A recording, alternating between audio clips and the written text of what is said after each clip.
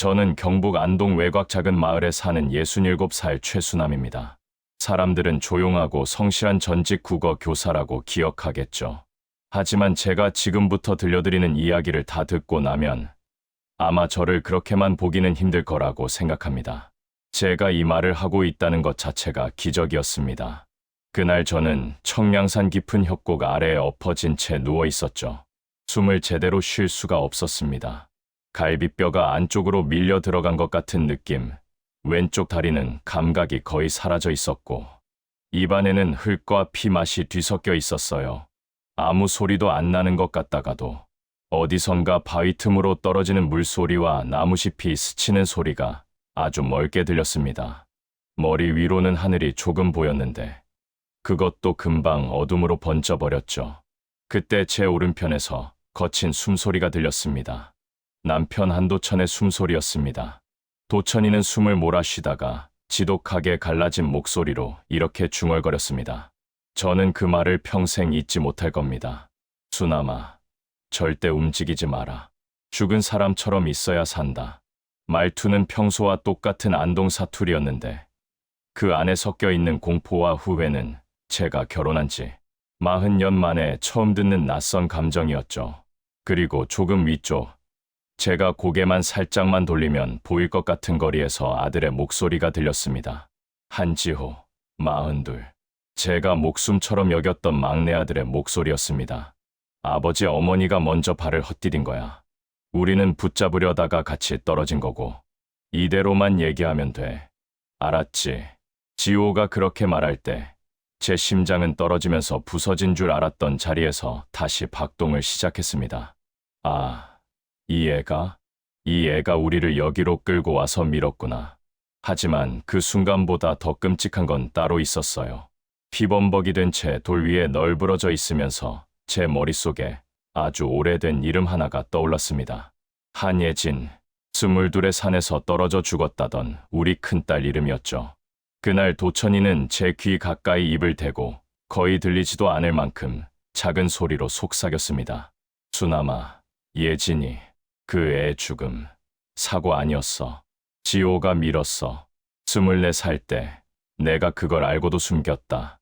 협곡 밑에서 남편이 그렇게 말했을 때 제 눈앞에서 24해가 한꺼번에 뒤집혀 지나갔습니다. 마치 오래된 비디오 테이프를 거꾸로 감는 것처럼 장면들이 거칠게 스쳐 지나갔죠. 저는 그 순간에도 울 수가 없었습니다. 울면 가슴이 더 크게 들썩일 것 같았고, 그러면 지호가 제가 살아있는 걸 눈치챌 것 같았거든요. 그래서 저는 입술을 꼭 깨물고 온몸을 돌처럼 굳힌 채 숨만 얕게 죽이고 있었습니다. 제가 어떤 사람인지, 그리고 어떻게 여기까지 오게 됐는지 이야기하려면 조금 시간을 거슬러 올라가야 합니다. 그날 사고가 나기 한 달 전까지 제 삶은 아주 단조롭고 평범했습니다. 안동 시내에서 중학교 교사를 하다가 정년 퇴직한 뒤 남편과 저는 시골로 내려와 작은 집을 지었습니다. 앞에는 텃밭, 뒤에는 잣나무 수, 집 옆으로는 작은 개울이 흐르는 곳이었죠. 아침 6시면 저는 자동으로 눈이 떠졌습니다. 평생 같은 시간에 출근하던 습관이 남아 있었거든요. 일어나서 제일 먼저 하는 일은 부엌 창문을 열고 마당을 훑어보는 거였습니다. 달들이 움직이는지, 텃밭에 고라니, 발자국이 없는지 그런 걸 확인하는 게 제 하루의 시작이었죠. 그날도 그랬습니다. 아침 공기는 아직 차가웠고 풀이 젖어 있어서 걸을 때마다 발에서 사각거리는 소리가 났습니다. 저는 고추랑 상추를 조금 따서 부엌 식탁 위에 올려두고 작은 주전자에 물을 올렸습니다. 마당 저편, 컨테이너를 개조해 만든 작업실에서는 기계 돌아가는 소리가 규칙적으로 들려왔습니다. 도천이는 시내 시외버스 회사를 다니다가 은퇴한 뒤 이상하게 나무에 꽂혀버렸어요. 동네 목수한테 몇 달 배우더니 이제는 집 안에 있는 나무 가구 대부분을 스스로 만들 정도가 됐죠. 저는 커피를 내리면서 작업실 쪽으로 시선을 한번 던졌습니다. 문이 살짝 열려 있고 안쪽에서 도천이 어깨가 들썩거리고 있었습니다. 그 모습을 볼 때마다 이 사람도 이제 좀 편히 사는구나 싶은 안도감이 들었죠. 밥상은 늘 비슷했습니다. 된장찌개에 어제 썰어둔 나물 반찬, 아침에 딴 상추 몇 장, 계란 부침 하나. 둘이 마주 앉아 밥을 먹지만 대화는 많지 않았습니다. 도천이는 원래 말수가 적었고 저도 나이가 들수록 말보다는 한숨이 늘어갔거든요. 그 조용한 식탁에서 제 눈길이 자꾸만 머무는 곳이 하나 있었습니다. 거실과 부엌 사이 벽, 정면에 걸린 액자 하나였죠. 하얀 교복 셔츠를 입고 머리를 단정하게 묶은 20살짜리 여학생. 큰 눈에 웃음이 가득한 얼굴이었지만 눈동자 안쪽 어딘가는 싸늘하게 굳어있는 아주 묘한 표정의 사진이었습니다. 한예진, 우리 첫째 딸이자 22의 산에서 떨어져 죽었다고 기록된 아이. 저는 그 사진 앞에 매일 아침 물 한 잔을 올려놓았습니다. 습관이었고 버리기도 했습니다. 입으로는 늘 같은 말을 중얼거렸죠. 예진아, 거긴 춥지 않니? 오늘도 잘 지내야 한다. 도천이는 그런 제 모습을 보면 늘 고개를 살짝 돌려버리곤 했습니다. 그 사람도 아마 그 사진을 제대로 마주 볼 자신이 없었던 거겠죠. 예진이가 죽고 24해가 지났지만 우리 둘에게 그 애는 여전히 어디서 당장 문을 열고 들어올 것만 같은 현재형의 사람이었습니다. 예진이 죽음은 경찰 기록상 산행 중 추락 사고였습니다. 22 겨울, 대학교 3학년 겨울방학 때 동아리 후배들과 팔공산 쪽으로 눈산행을 갔다가 눈 덮인 바위에서 미끄러졌다고 했죠. 그날 밤 제게 전화를 걸어온 사람은 경찰이 아니라 둘째 아들 한지호였습니다. 20살이던 지호는 말을 제대로 잊지 못하면서 예진이가 병원에 있다고 빨리 오라고 했습니다. 하지만 저와 도천이가 대구 병원에 도착했을 때 예진이는 이미 숨을 거둔 뒤였습니다. 수술실 앞에서 만난 경찰관은 조심스러운 표정으로 설명을 했죠. 동료 학생들 진술상 예진이는 일행과 조금 떨어져 걷다가 발을 헛디뎌 낭떠러지 쪽으로 미끄러졌다고. 눈이 많이 쌓여 있어서 즉시 발견하기 힘들었다고. 저는 그 말을 들으면서도 도무지 믿을 수가 없었습니다. 우리 예진이는 먼저 가서 길을 트는 성격이 아니었거든요. 항상 맨 뒤에서 사람들 챙기느라 자기 발걸음을 늦추던 애였습니다. 그래서 제 입에서 거의 자동으로 이런 말이 튀어나왔죠. 예진이가 왜 앞에서 혼자 걸어요? 걔는 그런 애가 아닌데요. 하지만 경찰은 위험한 암벽 구간도 아니었고 함께 간 학생들 진술도 일치한다며 사고사로 정리해버렸습니다.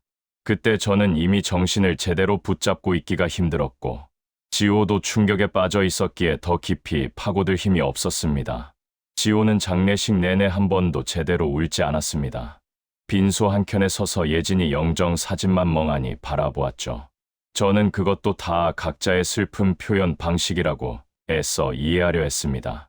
사람마다 우는 타이밍이 다를 수 있으니까요. 하지만 장례가 끝나고도 몇 달 동안 지호는 눈물은커녕 예진이 이름조차 입에 올리지 않았습니다. 그게 마음에 이상하게 걸렸지만 저는 일부러 눈을 감았습니다. 남은 자식을 의심하고 싶지 않았거든요. 그렇게 24해가 흘렀습니다. 지호는 경영학과를 졸업하고 대구에서 작은 인테리어 회사를 차렸습니다. 처음에는 잘 나가는 것처럼 보였죠. 명절에 내려올 때마다 차가 조금씩 좋아졌고 시계나 구두 같은 것도 점점 비싸 보이는 걸 하고 왔습니다. 저는 그런 지호를 보며 예진이한테 미안한 마음을 조금 덜어내려고 했습니다. 첫째를 하늘로 보냈으니 둘째라도 잘 살아야 한다고 스스로를 설득했죠. 그런데 사고 나기 딱 2달 전부터 무언가 조금씩 어긋나기 시작했습니다. 그날 오후 해가 중천에 떠 있을 시간에 집 앞 비포장길에서 낯선 차가 일으키는 흙먼지 소리가 들렸습니다. 저는 마당에서 마른 빨래를 걷다가 그 소리를 듣고 고개를 들었죠. 검은색 대형 승용차가 작은 우리 대문 앞에 멈춰 섰습니다. 운전석에서 내려서 선글라스를 벗는 얼굴은 익숙하면서도 어딘가 낯설었습니다. 아, 우리 지호구나. 근데 저렇게 말라버렸었나. 저는 반가운 마음과 설명하기 힘든 불안함을 동시에 느끼면서 현관으로 나가 아들의 신발 소리를 기다렸습니다. 현관문을 열고 들어온 지호는 예전보다 훨씬 야위어 있었습니다. 턱선이 뚝 떨어져 보이고 눈 아래에는 다크서클이 깊게 파여 있었죠. 그래도 입가에는 언제나처럼 웃는 모양새를 억지로 만들어 두고 있었습니다. 지호는 제 앞에서 짧게 허리를 굽혔습니다. 업무 얘기할 때 쓰는 듯한 딱딱한 말투로 부모님 건강은 어떠냐고, 시골 생활은 적응이 되느냐고 물었죠. 저는 그 말을 듣는 동안 뭔가 마음이 계속 콕콕 걸렸습니다. 아이가 나이가 들어도 어머니 귀에는 다 들리거든요. 말투에 힘이 있는지, 속으로는 딴 생각을 하면서 형식만 챙기는 건지. 도천이는 작업실에서 나와 그 특유의 어색한 웃음을 지으며 지호에게 안부를 물었습니다. 둘의 대화는 여느 부자 사이처럼 보였지만 저는 옆에서 자꾸만 손이 떨리는 걸 느끼고 있었습니다. 거실 한쪽 예진이 사진 아래 놓인 작은 탁자 위에는 아침에 올려둔 물잔이 아직 그대로였습니다. 지호 시선이 그쪽으로 스쳐 지나가는 걸 제가 못 볼 리가 없었죠. 지호 눈빛이 잠깐 굳었습니다. 마치 얼음장 같은 무언가가 동공을 스쳐 지나간 뒤 곧바로 아무 일 없다는 듯이 사라졌습니다. 그 짧은 순간을 보는데 기분이 참 묘했습니다. 저는 속으로 그렇게 되뇌었습니다. 예진아, 내 동생이 왜 저런 눈을 하고 있을까? 엄마가 뭘 잘못했니? 점심상은 평소보다 조금 더 거하게 차렸습니다. 근처 정육점에서 사둔 소고기를 꺼내 된장찌개에 듬뿍 넣고 나물도 여러 가지 올렸죠. 아들이 오랜만에 왔을 때 마음 한번 먹고 챙겨주고 싶은 그런 엄마 마음이었습니다. 식탁에 둘러앉았을 때 분위기는 겉보기에는 평온했습니다. 숟가락 부딪히는 소리, 된장찌개 끓는 소리, 바깥에서 달구는 소리까지 어우러져 시골집 특유의 나른한 공기를 만들었습니다. 하지만 저는 계속 지호 손목 쪽을 힐끔거리게 되더군요. 평소에는 잘 차지 않던 시계를 오늘은 유난히 번쩍이는 걸 하고 있었습니다. 디자인이 요란하고 값이 꽤 나가 보이는 시계였죠. 주머니에서 꺼낸 차 키도 제가 아는 국산 브랜드가 아니었습니다. 물론 저는 그런데 밝은 편은 아니지만 그래도 대충 가격대 정도는 눈에 들어왔습니다. 시골집 앞 비포장길과는 잘 어울리지 않는 물건들. 그게 제 눈에는 이 집과 이 식탁에 어울리지 않는 철없는 장식처럼 보였습니다. 밥을 절반쯤 먹었을 때쯤 지호가 숟가락을 잠시 내려놓고 천천히 입을 열었습니다. 말하는 내용은 공손했지만 목소리 깊은 곳에는 딱딱하게 굳은 뭔가가 박혀 있었습니다. 지호는 요즘 세상에는 다들 미리미리 준비를 한다면서 말문을 열었죠. 혹시라도 갑자기 쓰러지기라도 하면 남은 가족들이 고생하지 않게 유산, 정리 같은 걸 해둔다고. 도시에 사는 친구, 부모님들도 이미 공증을 받아놨다고. 말만 들으면 그냥 효자, 아들이 부모 노후를 걱정하는 것 같았습니다. 하지만 저는 그 순간 등줄기를 타고 올라오는 서늘함을 어떻게 할 수가 없었습니다.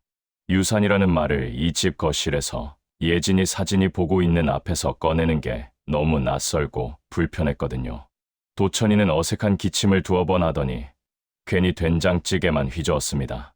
말로는 고개를 끄덕이며 지호 말이 틀린 건 아니라고 했지만 그 사람 눈빛에도 당황이 고스란히 드러나 있었습니다.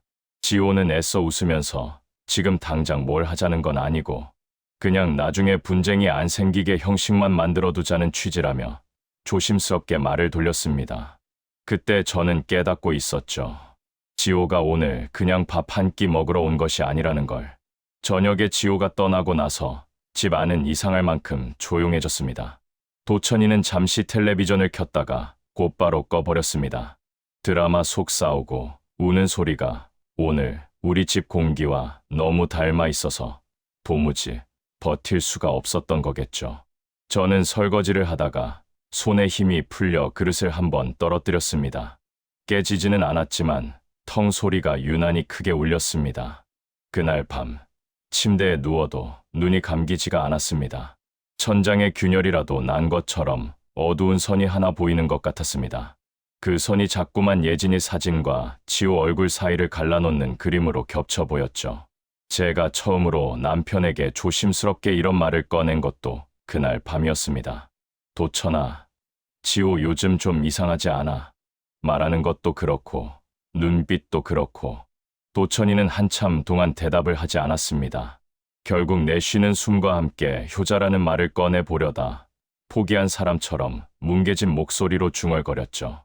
지호도 나이가 있으니 부모 재산 걱정할 수도 있지 않겠냐고. 저는 그 말을 듣고 입술을 깨물었습니다. 말이 안 되는 건 아니었습니다. 하지만 마음 한구석이 계속 이상하게 저려왔습니다. 그 후로 한 달 동안 지호는 2번 더 집에 들렀습니다. 그때마다 겉으로는 효자 아들 모양새를 유지했지만 슬쩍슬쩍 꺼내는 말들은 조금씩 더 노골적으로 변해갔습니다. 어느 날은 은행 일을 대신 봐주겠다면서 저와 도천이 명의 통장 목록을 묻기도 했고, 또 한 번은 시골집을 팔면 도시 근처에 아파트를 얻어 저희를 모시고 살 수 있다며 은근히 집 처분 이야기를 꺼냈죠. 저는 그때마다 대답을 흐리며 넘어갔습니다. 차마 노골적으로 의심한다는 티를 아들에게 보이고 싶지는 않았으니까요. 하지만 방에 들어와 문을 닫고 나면 손이 떨려서 옷걸이에 옷을 제대로 걸지도 못했습니다. 그쯤 되었을 때 뜻밖의 전화가 한 통 걸려왔습니다. 제 여동생 최윤숙이었습니다. 윤숙이는 대구에서 평생 미용실을 하면서 살았고 입이 빠른 대신 눈도 빠른 사람이었죠. 그날도 특유의 빠른 말투로 이야기부터 꺼냈습니다. 언니, 요즘 지호 뭐 하는지 알아? 언니네 가게 오는 손님 중에 인테리어 업계 사람 꽤 있거든. 저는 순간 가슴이 움찔 내려앉았습니다. 굳이 목소리를 낮출 필요도 없는 집 안에서 괜히 속삭이듯 물었죠. 왜? 지호가 뭐 잘못됐니? 윤숙이 말은 생각보다 훨씬 심각했습니다. 지호 회사가 작년에 이미 부도 났다더군요. 업계 사람들 사이에서는 하도 돈 떼먹고 잠수탄 회사로 소문이 나 있을 정도라 했습니다. 채권자들이 줄줄이 소송을 걸었고 사채까지 손을 댔다는 이야기까지 돌고 있었죠. 윤숙이는 말을 하다가 한번 숨을 길게 들이켰습니다. 자기가 대충 들은 액수만 해도 사채를 포함해 대략 7, 8억은 되는 것 같다고 했습니다. 그 말을 듣는 순간 제 귓속에서 웅하는 소리가 났습니다. 혈압이 확 올라가는 느낌이었죠. 제가 겨우 입을 열어 지호가 그런 일을 우리에게 한 번도 말한 적이 없다고 하자 윤숙이는 짧게 한숨을 쉬며 그래서 더 무섭다고 했습니다. 윤숙이 마지막 말이 제 머릿속에 깊게 박혔습니다. 언니, 앞으로 지호가 뭐라 해도 절대 서류 같은 거 쉽게 사인하지 마라. 돈 때문에 사람 눈이 뒤집히면 피도 안 섞인 사람보다 더 무서울 수 있다. 그날 밤 저는 예진이 사진 앞에 앉아 있었습니다. 거실 불을 다 끄고 사진 위에만 작은 스탠드를 켜두었죠. 사진 속 예진이 눈이 평소보다 더 또렷하게 빛나는 것 같았습니다. 저는 물잔을 새로 올려두고 혼잣말처럼 중얼거렸습니다. 예진아, 엄마가 뭔가 크게 잘못해온 것 같다. 24해 동안 내 동생한테 너무 눈을 감고 살았나 보다. 그때까지는 제가 상상할 수 있는 최악의 경우가 지호가 우리 재산을 노린다는 정도였습니다. 하지만 청량산 절벽 아래에서 남편 입으로 듣게 될 진짜 이야기는 그보다 훨씬 더 깊고 어두운 구덩이였죠. 그 구덩이 입구로 우리가 한 발 한 발 다가가고 있다는 걸 그때 저는 아직 몰랐습니다.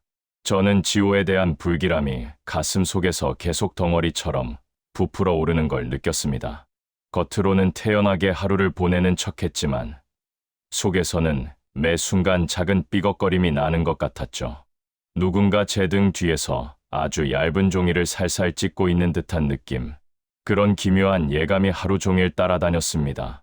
지호가 돌아간 다음 날 아침, 저는 평소처럼 텃밭에 나갔습니다. 밤사이 기온이 떨어졌는지 상추 잎에는 얇게 안개 같은 이슬이 맺혀 있었죠. 손끝으로 잎을 잡을 때마다 서늘함이 전해졌고 그 차가움이 마치 제 마음을 툭 건드리는 것 같았습니다.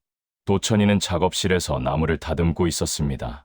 기계 돌아가는 진동이 땅을 통해 전해져 왔는데 그 진동이 이상하게 불규칙했습니다. 늘 일정한 템포로 움직이는 사람인데 오늘은 자꾸 멈추고 다시 돌리고 무언가 마음이 복잡한 게 눈에 보였죠.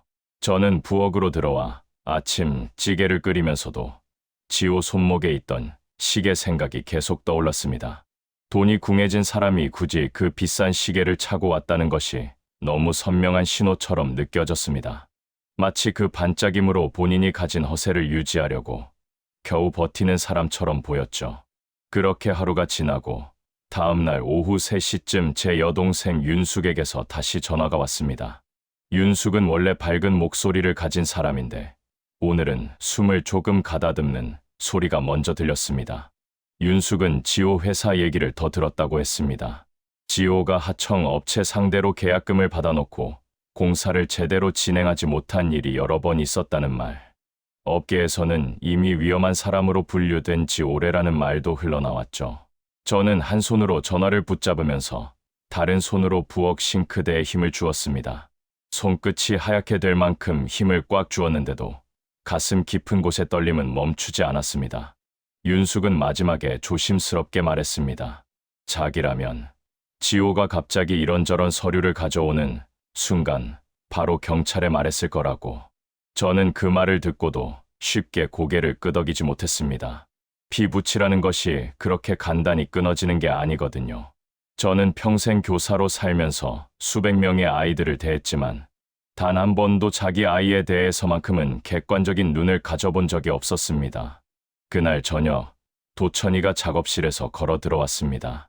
평소보다 어깨가 더 숙여져 있었고 걸음걸이가 유난히 무거워 보였습니다. 저는 그 사람 얼굴을 보는 순간 지호 얘기를 들려줘야 한다는 걸 직감했습니다. 숨기다가는 더 큰 무언가가 터질 것 같았죠. 도천이는 처음에는 지호가 그런 무책임한 일을 했을 리 없다고 했지만 제가 윤숙에게 들은 내용들을 모두 들려주자 표정이 무너지는 것이 눈에 보였습니다. 도천이는 손바닥으로 얼굴을 감싸며 작게 떨고 있었습니다. 저는 그 모습을 본 순간 마치 오래된 가구가 습기를 먹고 삐걱거리며 갈라지는 장면을 보는 느낌이 들었습니다. 우리가 믿어왔던 가정이라는 틀이 조용히 금이 가기 시작했죠.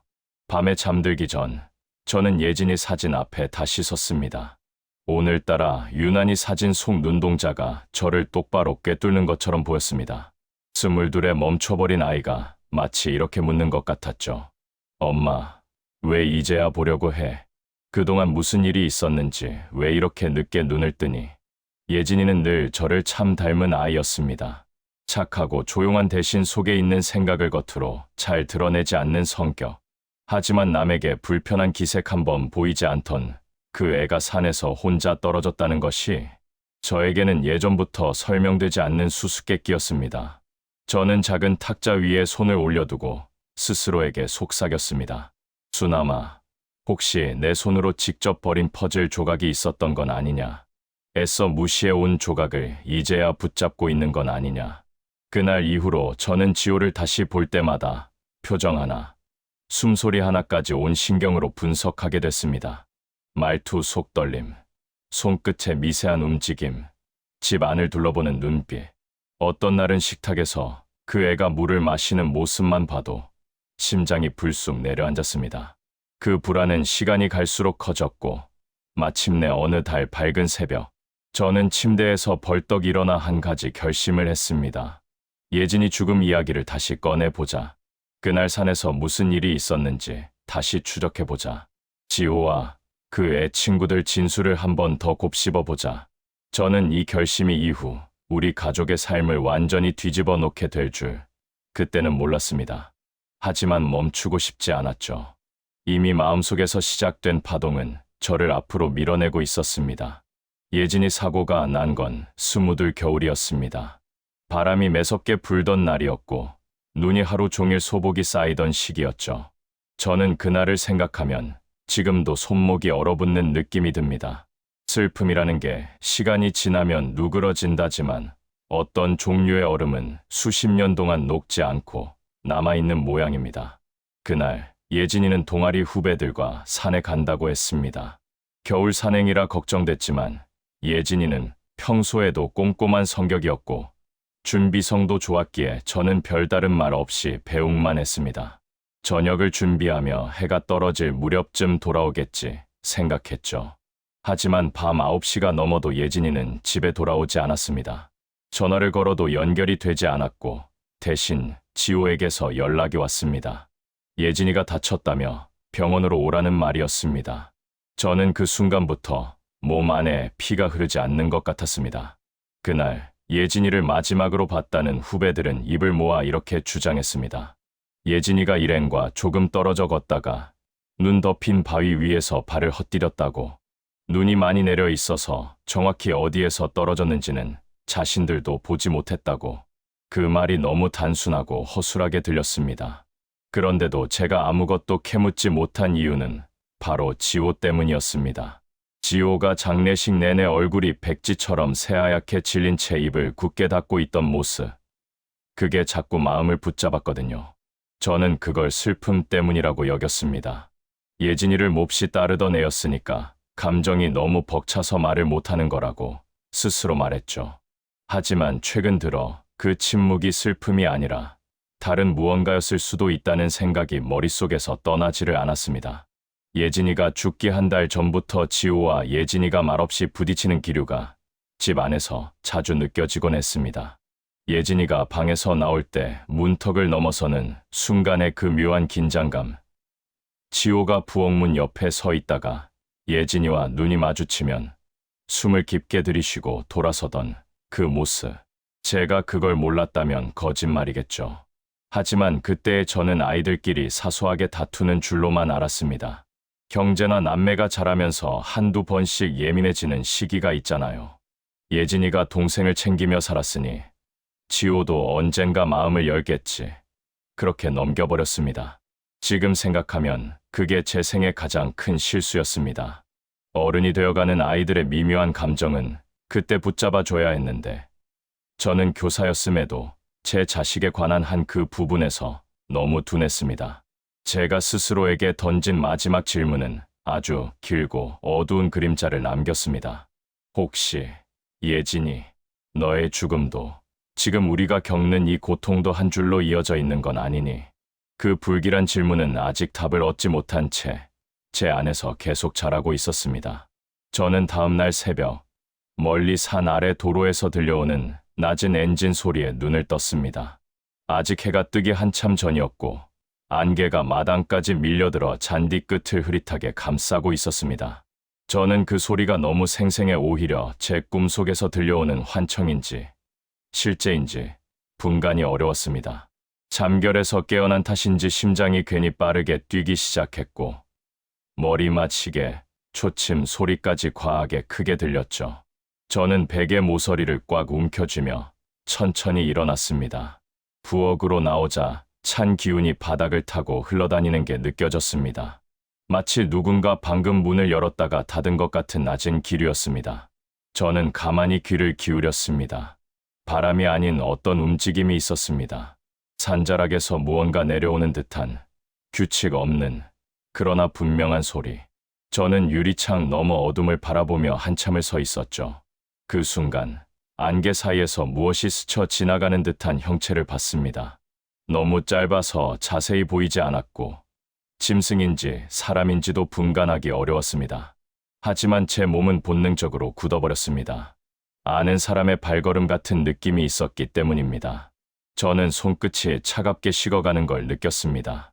잠시 후 도천이가 뒤에서 걸어 나왔습니다. 그 사람도 잠을 설친 얼굴이었고 제 표정을 읽자마자 불안이 번지는 것 같은 침묵이 흘렀습니다. 저는 방금 본 걸 말할까 하다가 결국 입을 다물었습니다. 괜히 말의 불안을 불러오고 싶지 않았거든요. 하지만 사실은 그 반대였죠. 이미 불안은 문턱까지 들어와 있었고 우리에게 필요한 건 회피가 아니라 직면이었습니다. 해가 좀 떠오르고 나서 도천이는 밖으로 나가 장작 더미를 정리했습니다. 삐걱거리는 소리, 장작이 서로 부딪혀 툭툭 깨지는 소리가 마당에 울렸죠. 저는 부엌 창문 앞에서 그 모습을 보며 커피를 천천히 저었습니다. 그런데 시야의 가장자리에서 산 입구 근처에 서 있는 어떤 사람의 그림자가 눈에 밟혔습니다. 저는 순간적으로 커피잔을 놓칠 뻔했습니다. 안개 속에 서 있어서 얼굴이 보이지 않았고 움직이지 않은 채 우리 집 쪽을 향해 있는 것처럼 보였습니다. 그 그림자는 몇 초 후 사라졌습니다. 제가 봤던 것이 실제였는지 안개가 만들어낸 착시였는지 아니면 제 불안이 만든 영상인지 알 수 없었습니다. 하지만 저는 그 순간부터 마음이 불안해지기 시작했습니다. 예진이 사고 직후에도 이런 시야의 잔상이 종종 보였던 기억이 떠올랐기 때문입니다. 불안은 늘 사고의 그림자를 동반했습니다. 저는 스스로를 진정시키려고 컵을 들었지만 손이 너무 떨려 제대로 잡히지도 않았습니다. 점심 무렵 도천이가 전화를 받으며 얼굴이 굳었습니다. 옛 동료가 다시 연락한 것이었습니다. 지호가 며칠 전에도 사업 문제로 사람들과 심하게 충돌했다는 이야기였습니다. 그 사람의 말에 따르면 지호는 이미 벼랑 끝에서 허우적대는 상황이었고 몇몇 사람들로부터 강하게 압박을 받고 있다고 했습니다. 도천이는 그 말을 전하며 입술을 꽉 깨물었고 저는 말없이 식탁 모서리를 잡았습니다. 손이 떨렸습니다. 아들의 절박함은 이미 한계를 넘어가 있었고 그 끝에서 어떤 판단을 할지 우리 둘 다 너무 잘 알고 있었습니다. 저녁 가까이 되었을 때 저는 집 안 숨소리가 이상하게 느껴졌습니다. 마치 익숙한 모든 소리가 조금씩 벗어나 다른 박자로 움직이는 듯한 어긋남이 있었죠. 전등빛도 유난히 희미하게 떨렸고 그림자가 길게 늘어져 있었습니다. 저는 그 불규칙함 속에서 마음이 점점 조여오는 걸 느꼈습니다. 무언가 우리 삶의 결이 바뀌고 있다는 느낌이 너무도 선명했습니다. 밤이 완전히 내려올 즈음 저는 현관 쪽에서 나는 작은 둔탁한 소리를 들었습니다. 뭔가 부딪히는 소리 혹은 떨어지는 소리 같았습니다. 도천이는 놀라 문을 열고 나가 주변을 살폈지만 아무것도 없었습니다. 다만 바람이 심하게 불어 낙엽이 몰려 있었고 나뭇가지가 난간을 긁고 있었습니다. 저는 그 소리만으로도 심장이 뛰었습니다. 평소와 같은 자연의 소리라도 지금 우리 상황에서는 전부 경고처럼 들렸습니다. 그날 밤 우리는 거의 잠에 들지 못했습니다. 도천이는 거실에서 조명을 켜둔 채 앉아 있었고 저는 예진이 사진 앞에서 조용히 서 있었습니다. 사진 속 아이의 눈을 마주치는 순간 이상하게도 예진이 무언가를 말하려는 듯한 느낌이 퍼졌습니다. 그 아이는 언제나 작은 신호를 주었지만 제가 외면했죠. 지금은 그 신호가 너무 늦게 가슴을 파고들고 있었습니다. 문득 저는 알았습니다. 산 아래 그림자는 환영이 아니었습니다. 우리 집을 찾으려는 발걸음이 이미 가까워지고 있다는 직감이 너무 분명했습니다. 그 발걸음의 주인은 다름 아닌 지호였습니다. 그리고 그 아이는 이미 오래전부터 자신만의 결론을 준비하고 있었죠. 저는 손을 모아 쥐고 조용히 눈을 감았습니다. 예진아, 엄마가 내 신호를 알아듣고 있어. 이제 더는 숨지 않을게. 우리는 결국 내 죽음의 마지막 흔적을 마주하게 될 거고 그 자리에 지호가 서 있을 거야. 너무 늦게 알아버렸지만 이제라도 할 수 있는 건 끝까지 버티는 거라는 걸 알았죠. 그러지 않으면 우리는 예진처럼 흔적도 없이 사라질 수 있었습니다. 어둠 속에서 산 아래서 무언가 움직이는 그림자가 다시 보였습니다. 그리고 저는 확신했습니다. 끝이 곧 다가오고 있었습니다. 저는 그 순간 모든 공포가 하나의 형태를 갖추는 걸 느꼈습니다. 오래전 예진의 마지막 겨울부터 오늘까지 이어졌던 모든 단서와 그림자들이 지금 이 순간을 향해 모이고 있었고 그 중심에는 우리 아들이 서 있었습니다. 그리고 그 아이가 들고 올 진실은 우리가 감당할 수 있을지조차 알 수 없었습니다. 하지만 피할 수 없었습니다. 집 안의 공기는 그대로였지만 그 속에서 무언가가 완전히 뒤집혀 있었습니다.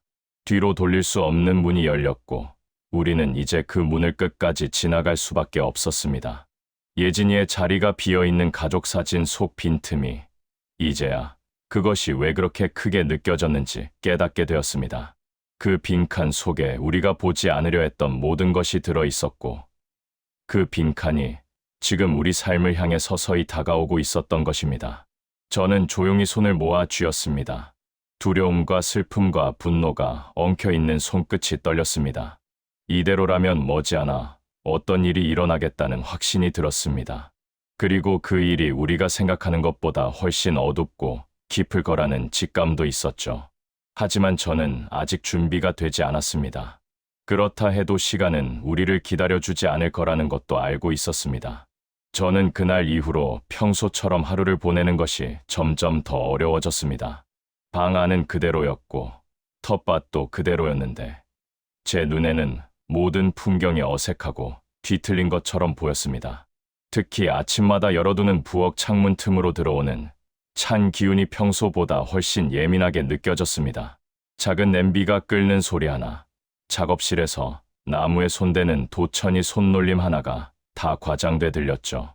저는 그런 사소한 소리들조차 마음속에 묵직하게 내려앉는 걸 느끼며 불안에 잠식되는 나를 달래려고 애썼습니다. 지호는 우리가 흔들리는 걸 알기라도 한 듯 그 주말에도 집을 찾아왔습니다. 평소보다 빨리 도착한 것 같았고 차에서 내리는 순간부터 눈빛이 예민하게 흔들렸습니다. 지호는 여전히 공손한 태도를 유지하려 했지만 제가 보기엔 초조함 때문에 손끝이 계속 움직이는 게 너무 선명했습니다. 바람이 불어 나무잎이 흔들릴 때마다 그 흔들림에 지호 눈동자가 튀듯 반응하곤 했죠. 저는 그 애가 차에서 내려 현관으로 걸어오는 모습을 지켜보며 마음이 어지럽게 일렁였습니다. 아들 얼굴인데도 낯선 사람처럼 보였습니다. 더는 예전 지호의 표정이 아니었죠. 예진이 장례식장에서 보았던 그 희미한 창백함이 지금은 핏기 없는 분노와 절박함으로 바뀌어 있었고 그걸 보는 순간 저는 숨을 한 박자 늦게 쉬게 되었습니다. 지호는 집 안으로 들어오는 즉시 편안한 척 소파에 앉았습니다. 하지만 자세는 지나치게 시큰하게 굳어 있었고 무릎 위에 올린 손이 자꾸 움직였습니다. 저는 지호 앞에 따끈한 차를 내놓으며 그 손을 흘낏보았습니다. 떨림이 아주 미세했지만 분명했습니다.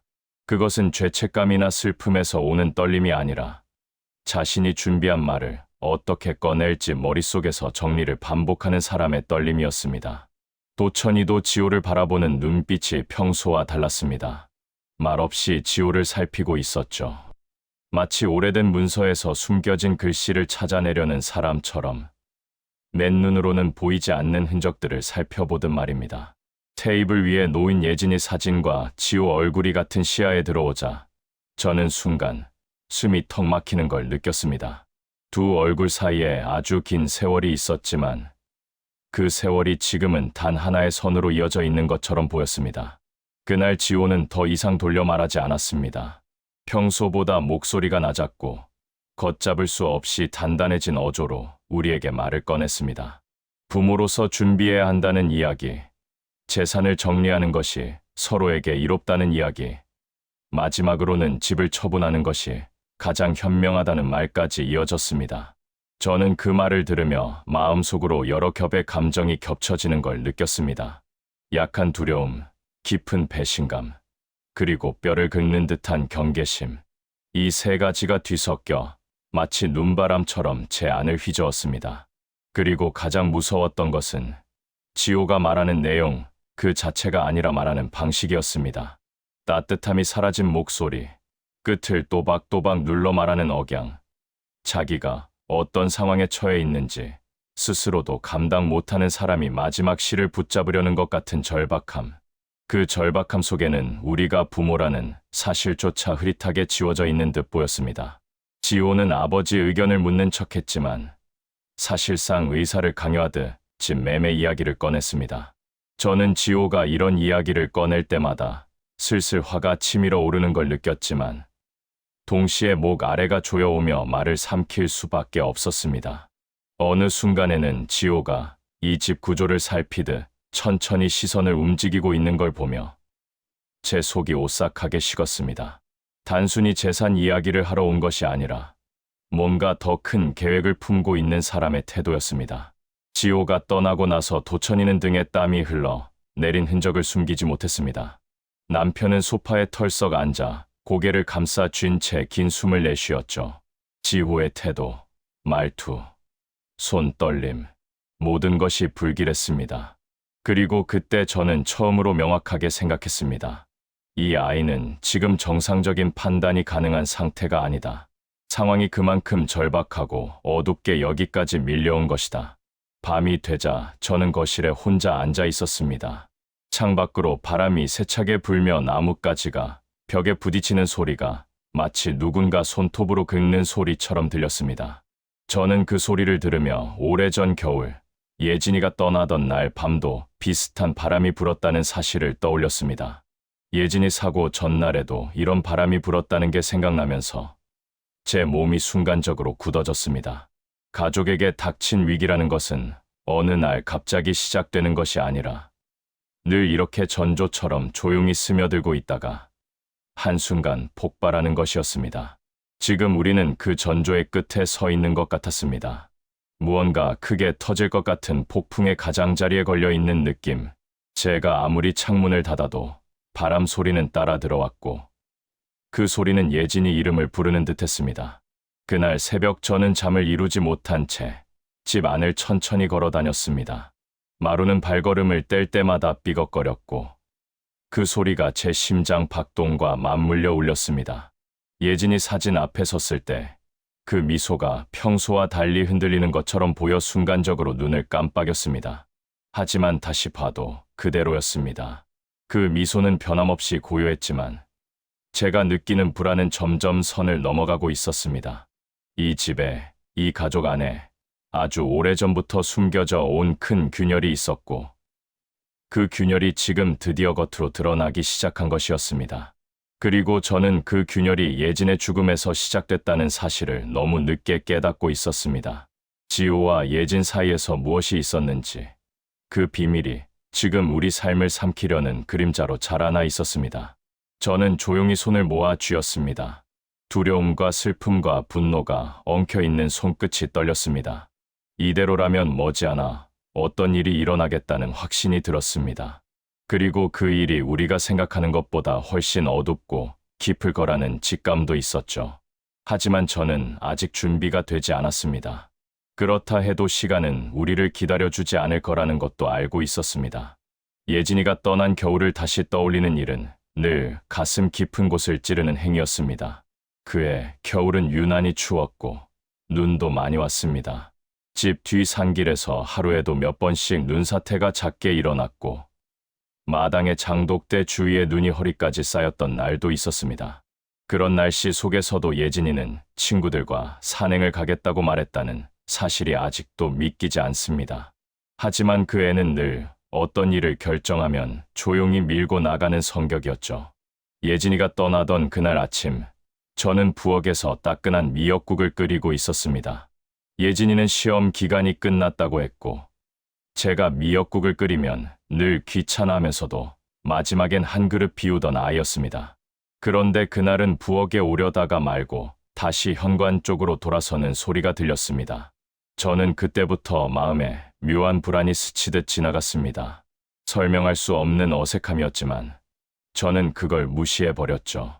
지호는 그날 아침 예진이보다 먼저 집을 나갔습니다. 평소보다 일찍 나가는 걸 보면서도 저는 이유를 묻지 않았습니다. 그 아이가 요즘 예민해져 있다는 걸 알고 있었기에 괜히 건드리면 싸움이 날까 걱정했기 때문이었죠. 그리고 저는 그런 사소한 망설임이 결국 우리에게 얼마나 큰 대가를 가져왔는지 지금도 잊을 수 없습니다. 예진이가 산행을 떠나고 시간이 지나고 어둠이 내렸는데도 연락이 없었을 때 저는 심장이 조용히 갉아먹히는 듯한 감각을 느꼈습니다.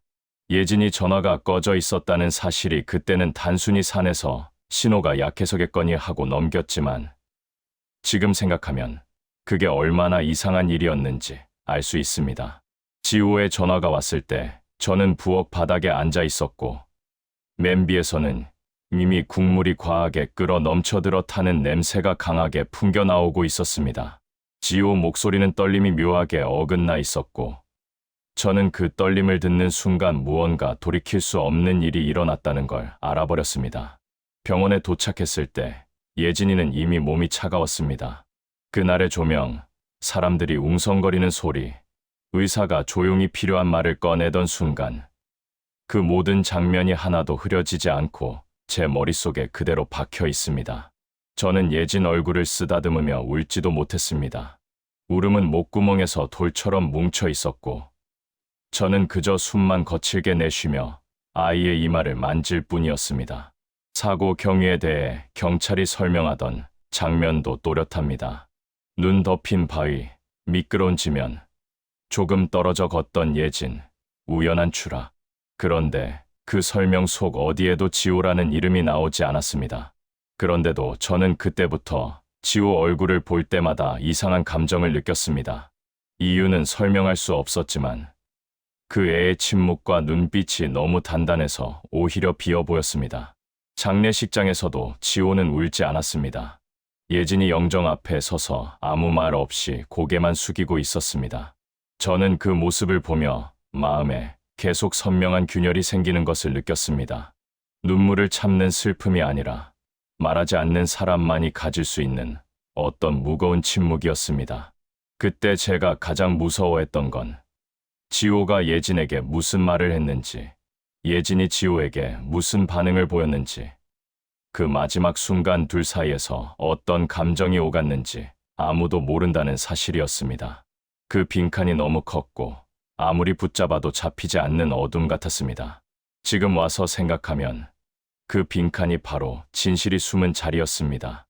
도천이의 고백을 들은 그날 이후 저는 예진이 사고 전후의 모든 느낌을 다시 꺼내보기 시작했습니다. 작은 단서라도 찾으려 했습니다. 장례식장에서 지호가 손을 주먹 쥐었다 펴는 순간 예진이 방에 마지막으로 두고 간 작은 메모, 지호가 늦은 밤 혼자 창문 앞에서 멍하니 서 있던 그림자 같은 것들, 그게 모두 지금 눈앞에서 하나의 그림을 이루려는 듯 모이고 있었습니다. 마당에 나갔을 때 차가운 바람이 불어와 제 머리칼을 어지럽게 흔들었습니다. 저는 바람 소리를 들으며 예진이 마지막 걸음을 상상했습니다. 눈 덮인 산길에서 혼자였을까? 아니면 누군가와 말다툼을 한 뒤였을까? 그리고 그 누군가가 지호였을까? 그 생각이 떠오를 때마다 제 가슴은 마치 얼음판이 갈라지는 듯한 긴장으로 조여왔습니다. 예진이 등산을 떠나기 전날 밤, 그 애가 방문을 조심히 닫는 소리도 떠올랐습니다. 그 소리는 평소보다 훨씬 조심스러웠고, 그 조심스러움 안에 무언가 짓눌린 감정이 있었다는 걸 이제야 느낍니다. 그리고 지호가 그날따라 집 안 어딘가에서 웅크린 듯한 표정을 하고 있었다는 사실도 지금은 너무나 선명합니다. 저는 예진이 사진 앞에 서서 작은 목소리로 속삭였습니다. 예진아, 엄마가 내 마지막 겨울을 다시 들춰보고 있어. 내가 보지 못하게 덮어둔 그 진실을 엄마가 대신 들여다보고 있다. 혹시 내가 말 못한 게 있었다면 이제라도 엄마가 찾아볼게. 그 순간 사진 속 예진 웃음이 아주 잠시 흔들리는 것 같았습니다. 눈물이 흐려진 탓인지 마음속에서 일어나는 파문 때문인지 모르겠지만 저는 그 흔들림이 단순한 착시가 아니라고 느꼈습니다. 그건 마치 예진이 제게 더 다가오려는 움직임처럼 다가왔습니다. 저는 손을 모으고 조용히 숨을 들이쉬었습니다. 이젠 더 이상 피할 수 없었습니다. 예진의 죽음은 우리의 과거가 아니라 현재였습니다. 그리고 그 진실은 지금 지호의 행동과 이어져 있었고, 그 끝에는 우리가 아직 모르는 어떤 계획이 기다리고 있는 것 같았습니다. 집 안의 공기가 흔들리고 있었고, 저는 그 흔들림 속에서 다가오는 큰 변화의 기척을 느꼈습니다. 이제 곧 우리 가족의 모든 비밀이 떠오를 것 같은 순간이 다가오고 있었습니다. 저는 다음날 새벽, 멀리 산 아래 도로에서 들려오는 낮은 엔진 소리에 눈을 떴습니다. 아직 해가 뜨기 한참 전이었고, 안개가 마당까지 밀려들어 잔디 끝을 흐릿하게 감싸고 있었습니다. 저는 그 소리가 너무 생생해 오히려 제 꿈속에서 들려오는 환청인지, 실제인지 분간이 어려웠습니다. 잠결에서 깨어난 탓인지 심장이 괜히 빠르게 뛰기 시작했고, 머리맡 시계, 초침 소리까지 과하게 크게 들렸죠.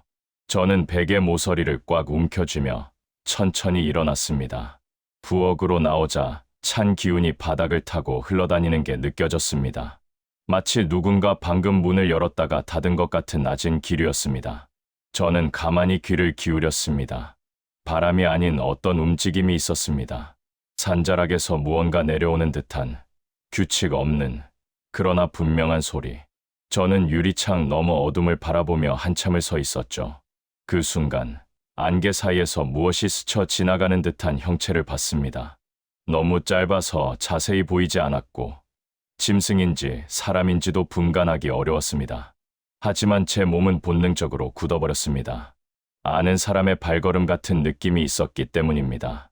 저는 손끝이 차갑게 식어가는 걸 느꼈습니다. 잠시 후 도천이가 뒤에서 걸어 나왔습니다. 그 사람도 잠을 설친 얼굴이었고 제 표정을 읽자마자 불안이 번지는 것 같은 침묵이 흘렀습니다. 저는 방금 본 걸 말할까 하다가 결국 입을 다물었습니다. 괜히 말의 불안을 불러오고 싶지 않았거든요. 하지만 사실은 그 반대였죠. 이미 불안은 문턱까지 들어와 있었고 우리에게 필요한 건 회피가 아니라 직면이었습니다. 그런데 그걸 떠올리는 것만으로도 몸이 굳어버렸습니다. 해가 좀 떠오르고 나서 도천이는 밖으로 나가 장작 더미를 정리했습니다. 삐걱거리는 소리, 장작이 서로 부딪혀 툭툭 깨지는 소리가 마당에 울렸죠. 저는 부엌 창문 앞에서 그 모습을 보며 커피를 천천히 저었습니다. 그런데 시야의 가장자리에서 산 입구 근처에 서 있는 어떤 사람의 그림자가 눈에 밟혔습니다. 저는 순간적으로 커피잔을 놓칠 뻔했습니다. 안개 속에 서 있어서 얼굴이 보이지 않았고 움직이지 않은 채 우리 집 쪽을 향해 있는 것처럼 보였습니다. 그 그림자는 몇 초 후 사라졌습니다. 제가 봤던 것이 실제였는지, 안개가 만들어낸 착시였는지, 아니면 제 불안이 만든 영상인지 우리는 알 수 없었습니다. 하지만 저는 그 순간부터 마음이 불안해지기 시작했습니다. 예진이 사고 직후에도 이런 시야의 잔상이 종종 보였던 기억이 떠올랐기 때문입니다. 불안은 늘 사고의 그림자를 동반했습니다. 저는 스스로를 진정시키려고 컵을 들었지만 손이 너무 떨려 제대로 잡히지도 않았습니다. 점심 무렵 도천이가 전화를 받으며 얼굴이 굳었습니다. 옛 동료가 다시 연락한 것이었습니다. 지호가 며칠 전에도 사업 문제로 사람들과 심하게 충돌했다는 이야기였습니다. 그 사람의 말에 따르면 지호는 이미 벼랑 끝에서 허우적대는 상황이었고 몇몇 사람들로부터 강하게 압박을 받고 있다고 했습니다. 도천이는 그 말을 전하며 입술을 꽉 깨물었고 저는 말없이 식탁 모서리를 잡았습니다. 손이 떨렸습니다. 아들의 절박함은 이미 한계를 넘어가 있었고 그 끝에서 어떤 판단을 할지 우리 둘 다 너무 잘 알고 있었습니다. 저녁 가까이 되었을 때 저는 집 안 숨소리가 이상하게 느껴졌습니다. 마치 익숙한 모든 소리가 조금씩 벗어나 다른 박자로 움직이는 듯한 어긋남이 있었죠. 전등빛도 유난히 희미하게 떨렸고 그림자가 길게 늘어져 있었습니다. 저는 그 불규칙함 속에서 마음이 점점 조여오는 걸 느꼈습니다. 무언가 우리 삶의 결이 바뀌고 있다는 느낌이 너무도 선명했습니다. 밤이 완전히 내려올 즈음 저는 현관 쪽에서 나는 작은 둔탁한 소리를 들었습니다. 뭔가 부딪히는 소리 혹은 떨어지는 소리 같았습니다. 도천이는 놀라 문을 열고 나가 주변을 살폈지만 아무것도 없었습니다. 다만 바람이 심하게 불어 낙엽이 몰려 있었고 나뭇가지가 난간을 긁고 있었습니다. 저는 그 소리만으로도 심장이 뛰었습니다. 평소와 같은 자연의 소리라도 지금 우리 상황에서는 전부 경고처럼 들렸습니다. 그날 밤 우리는 거의 잠에 들지 못했습니다. 도천이는 거실에서 조명을 켜둔 채 앉아 있었고 저는 예진이 사진 앞에서 조용히 서 있었습니다. 사진 속 아이의 눈을 마주치는 순간 이상하게도 예진이 무언가를 말하려는 듯한 느낌이 퍼졌습니다. 그 아이는 언제나 작은 신호를 주었지만 제가 외면했죠. 지금은 그 신호가 너무 늦게 가슴을 파고들고 있었습니다. 문득 저는 알았습니다. 산 아래 그림자는 환영이 아니었습니다. 우리 집을 찾으려는 발걸음이 이미 가까워지고 있다는 직감이 너무 분명했습니다. 그 발걸음의 주인은 다름 아닌 지호였습니다. 그리고 그 아이는 이미 오래전부터 자신만의 결론을 준비하고 있었죠. 저는 손을 모아 쥐고 조용히 눈을 감았습니다. 예진아, 엄마가 내 신호를 알아듣고 있어. 이제 더는 숨지 않을게. 우리는 결국 내 죽음의 마지막 흔적을 마주하게 될 거고 그 자리에 지호가 서 있을 거야. 너무 늦게 알아버렸지만 이제라도 할 수 있는 건 끝까지 버티는 거라는 걸 알았죠. 그러지 않으면 우리는 예진처럼 흔적도 없이 사라질 수 있었습니다. 어둠 속에서 산 아래서 무언가 움직이는 그림자가 다시 보였습니다. 그리고 저는 확신했습니다. 끝이 곧 다가오고 있었습니다. 저는 그 순간 모든 공포가 하나의 형태를 갖추는 걸 느꼈습니다. 오래전 예진의 마지막 겨울부터 오늘까지 이어졌던 모든 단서와 그림자들이 지금 이 순간을 향해 모이고 있었고 그 중심에는 우리 아들이 서 있었습니다. 그리고 그 아이가 들고 올 진실은 우리가 감당할 수 있을지조차 알 수 없었습니다. 하지만 피할 수 없었습니다. 집 안의 공기는 그대로였지만 그 속에서 무언가가 완전히 뒤집혀 있었습니다.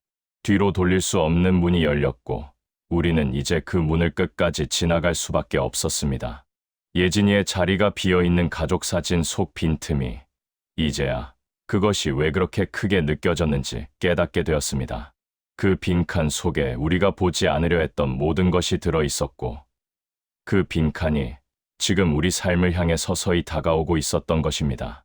저는 새벽녘까지 잠을 이루지 못한 채 거실의 작은 스탠드 불빛 아래 앉아 있었습니다. 조명을 덮고 있는 얇은 갓이 바람에 미세하게 흔들렸는데 그 떨림이 마치 집 전체의 호흡처럼 느껴졌습니다. 불안은 온몸을 타고 올라왔고 눈앞 풍경이 조금씩 어두워졌다 밝아지기를 반복했습니다. 이런 밤이면 오래전 예진이를 잃은 뒤 처음 겪었던 절망감이 다시 밀려왔습니다. 저는 손끝으로 무릎을 문지르며 마음을 가라앉히려 했지만 손끝이 자꾸 서늘하게 떨렸습니다. 도천이는 소파 팔걸이에 팔을 걸친 채 졸다 깨기를 반복하고 있었고 얼굴은 한층 더 지쳐 보였습니다. 저는 그 사람이 깨어있는 모습보다 졸고 있는 모습이 더 불안했습니다. 잠깐 눈을 감는 동안 잊고 싶었던 장면들이 머릿속에 자꾸 떠올랐기 때문이겠죠. 우리 둘은 서로 다른 방식으로 무너져 있었고 그것이 오히려 같은 깊이의 공포를 만들고 있었습니다. 동이 트기 직전 갑자기 우리 집 전화가 울렸습니다. 이른 시간에 울리는 전화는 언제나 불길했습니다. 저는 순간적으로 숨을 들이쉬고 수화기를 들었습니다. 전화 너머에서는 몇 초간 말 없는 정적이 흘렀습니다. 아주 미세하게 바람 소리처럼 들리는 숨소리만 있었고 전화를 건 사람이 말을 망설이는 기척이 느껴졌습니다. 저는 말없이 수화기를 쥔 손에 힘을 주었습니다. 그리고 아주 짧은 순간 누군가 수화기를 귀에서 멀리 떼는 듯한 소리가 들린 뒤 전화는 끊겼죠. 저는 수화기를 바라보며 천천히 생각을 정리했습니다. 지호였습니다. 이제 확실했습니다. 그 아이는 더 이상 우리와 대화를 통해 해결하려 하지 않았습니다. 기다리는 중이었고 때를 보고 있었던 거죠. 이 상황이 어떤 방향으로 흐를지 뚜렷하게 드러나는 순간이었습니다. 저는 다시 수화기를 내려놓으며 마음속에 번지는 차가운 감각을 느꼈습니다. 그날 낮, 저는 지호 방에 남겨져 있던 오래된 상자를 꺼내보았습니다. 몇 년 전 이사를 오면서도 버리지 못했던 물건들이 들어 있었죠. 예진이와 함께 찍은 사진도 들어 있었고 학교에서 작성한 보고서며 작은 상장도 있었습니다. 저는 한 장 한 장 넘겨보며 마음을 다잡으려 했지만 이상한 문장의 조각이 적힌 종이가 눈에 들어왔습니다. 예진이 글씨체는 아니었고 지호가 어릴 때 쓰던 둔탁한 필체였습니다. 그 종이에 적힌 말은 짧았지만 의미가 너무 무거웠습니다. 나는 왜 항상 비교당해야 하지? 나는 그냥 조금 쉬고 싶었다. 그날 밤 아무도 나를 보지 않았다. 저는 그 문장을 보고 손을 떨었습니다.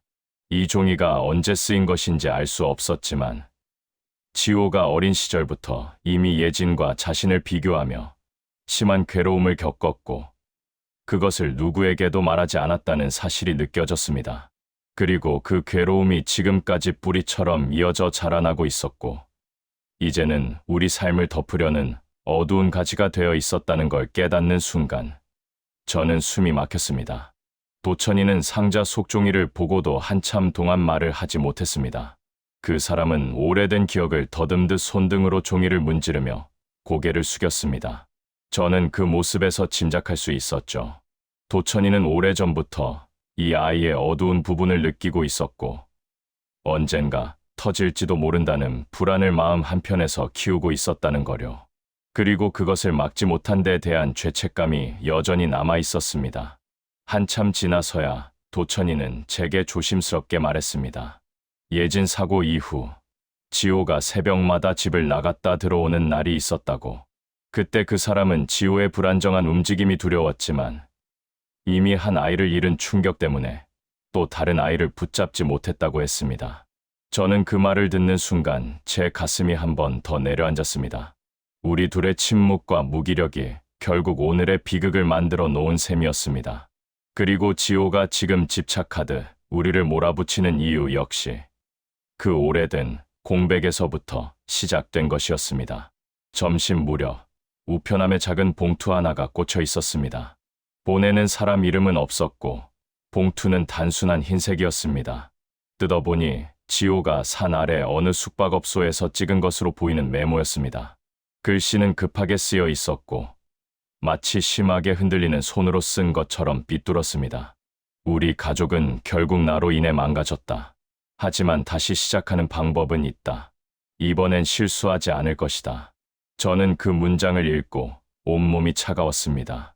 그 말은 계획이 있다는 뜻이었고 그 계획에 우리가 포함되어 있다는 사실을 숨기지 않았습니다. 저는 봉투를 손에 든 채 한참 마당에 서 있었습니다. 바람이 부딪히며 내 옷자락을 흔드는 소리가 마치 재촉하는 듯 들렸습니다.